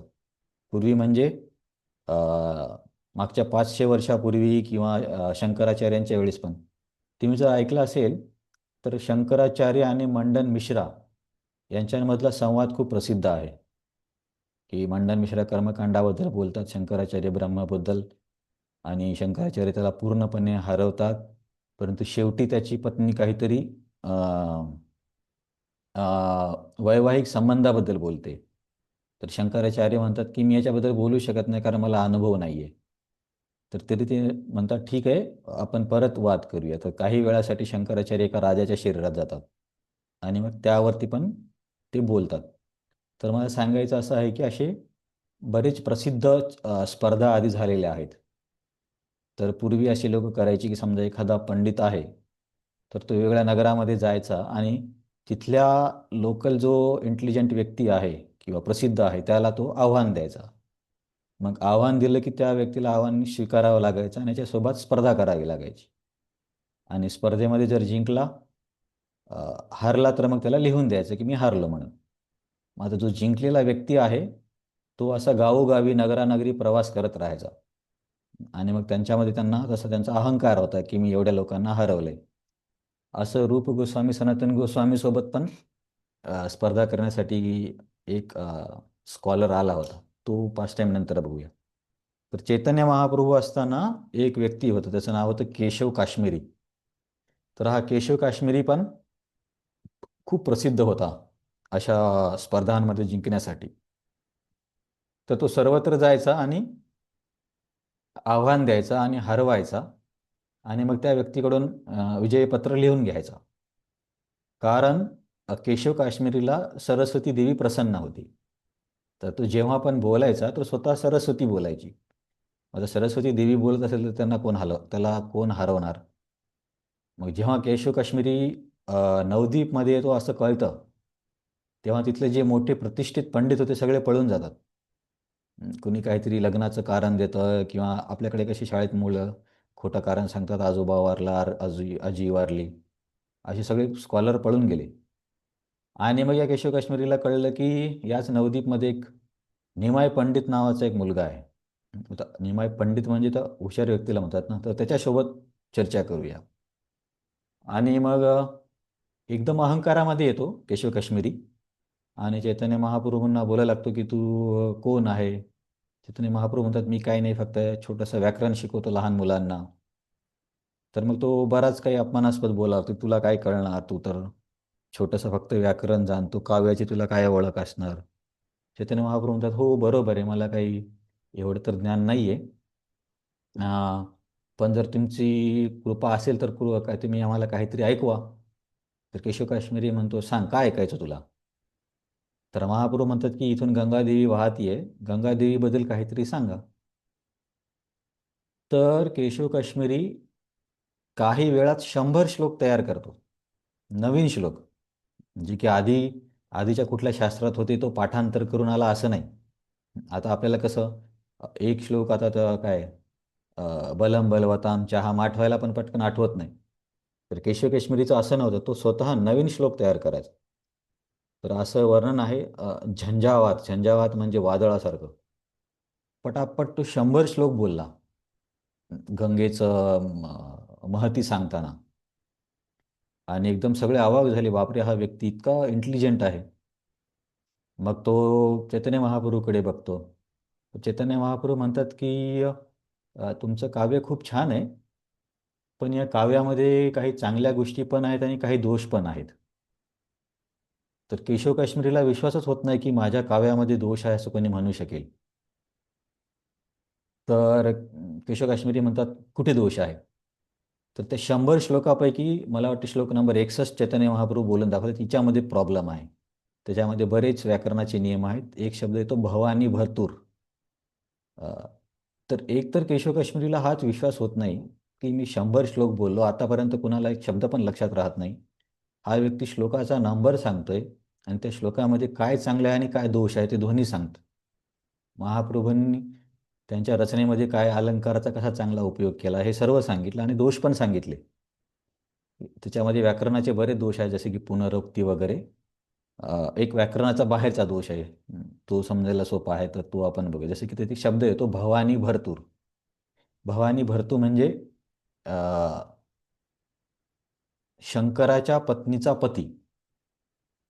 तर हे चैतन्य महाप्रभू म्हणतात हे चुकीचं आहे. भवानी भरतूरचा अर्थ काय होतो की भवानीचा भव म्हणजे शंकर तर ऑलरेडी पती आहे, परंतु तुम्ही वाक्य शब्द वापरले की भवानी भरतूर म्हणजे भवानीला शंकरापेक्षा दुसरा एक पती असा अर्थ होतोय. पण हे तर चुकीचं आहे. तर असे व्याकरणाचे पण तुम्ही इंटरनेटवरती पण बघू शकता, बरेच चुका काढतात चैतन्य महाप्रभू. तेव्हा केशव काश्मीरीला विश्वासच होत नाही आणि मग तो बोलण्याचा प्रयत्न करतो केशव काश्मीरी, तर त्याच्या तोंडातून शब्दच निघत नाही आणि मग तो पूर्णपणे हारून जातो. तर चैतन्य महाप्रभूंचे जे शिष्य होते, छोटे छोटे मुलं, सगळे हसायला लागतात. तर महाप्रभू म्हणतात नका, तुम्ही हसू नका. तर तुम्ही चैतन्य चरितामृतमध्ये बघाल ना, तर चैतन्य महाप्रभूंचं हे एक वैशिष्ट्य आहे. त्यांनी बऱ्याच बुद्धिमान लोकांचा गर्व नष्ट केला, पण कुणालाही दुखवलं नाही. तर बऱ्याचदा काय होतं की आपण इतरांना हरवण्याच्या याच्यामध्ये असतो की आपल्याला मला शास्त्र माहिती आहे किंवा तत्त्वज्ञान माहिती आहे, पण ते सांगण्याच्या मागे उद्देश काय असतो की मी किती हुशार आहे. परंतु चैतन्य महाप्रभूच्या जसे की सार्वभौम भट्टाचार्यासोबत, प्रकाशानंद सरस्वती किंवा हे केशव काश्मीरी, प्रत्येक ठिकाणी चैतन्य महाप्रभूंनी समोरच्या व्यक्तीला पराभूत केलं, पण त्याच्या भावना नाही दुखू दिल्या. तर हे प्रचारामध्ये खूप महत्त्वाचं आहे. जसे की जेव्हा मी कॉलेजमध्ये होतो, तर माझे काही बॅचमेट मग प्रश्न करायचे की देव असा कसा किंवा हे काय. तर मी नवीन नवीन होतो, तर मला ह्या गोष्टी समजून मी त्यांना उलटे उत्तरं द्यायचो. तर उत्तर दिल्यामुळे काय व्हायचं की ते शांत बसायचे, कारण त्यांना त्याच्यापेक्षा समोर काही माहिती नव्हतं. पण हरवल्यामुळं त्या हारण्यातून कुणी भक्त नाही झालं, कारण तिथे काय होतं, कुठं ना कुठं त्या लोकांचं इगो हर्ट होतो. तर चैतन्य महाप्रभूंचे हे वैशिष्ट्य आहे की ते कधीच समोरच्या व्यक्तीचा अपमान त्यांनी होऊ दिला नाही. तर चैतन्य महाप्रभू म्हणतात काही हरकत नाही, हरकत नाही, आता उशीर झाला, कदाचित तुम्ही थकले असाल, तुम्ही आराम करा आणि उद्या येऊन आपण परत चर्चा करू. तर इतका त्याला त्या व्यक्तीला सन्मान देऊन पाठवलं, जो की एवढा गर्विष्ठ होता.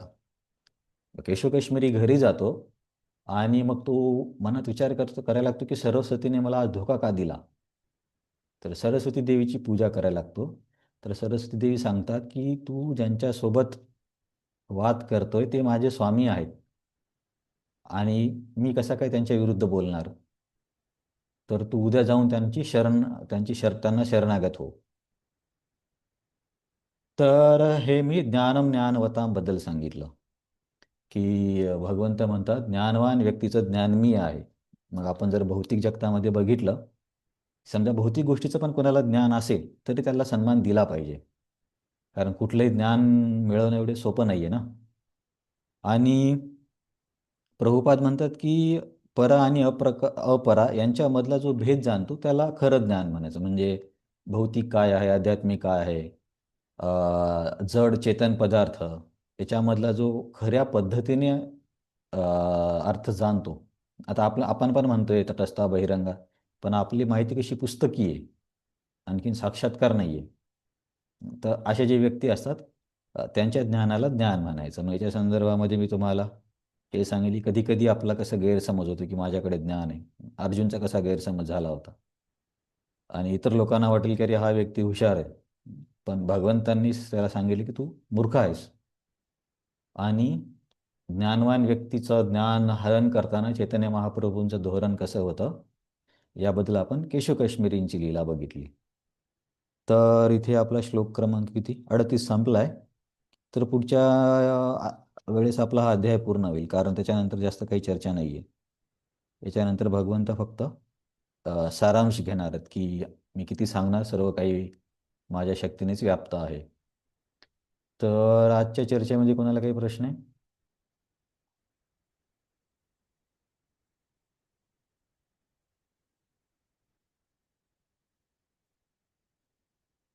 माझा आवाज ऐकू येतोय? हो प्रभूजी. ठीक आहे. एखादा मुद्दा तुम्हाला काही किचकट वाटला किंवा नाही समजलं किंवा काही असेल तर सांगा, नाहीतर मग आपण थांबूया. बरं, ठीक आहे. तुम्ही बोलत नाहीये म्हणजे समजलं. आपण इथे थांबूया. हरे कृष्ण प्रभूजी. आयस माताजी. तुम्ही मगाशी बोलले ना कर्म घेता येतात, असं ते खरंच कर्म घेता येतात का एकामेकांचे असे?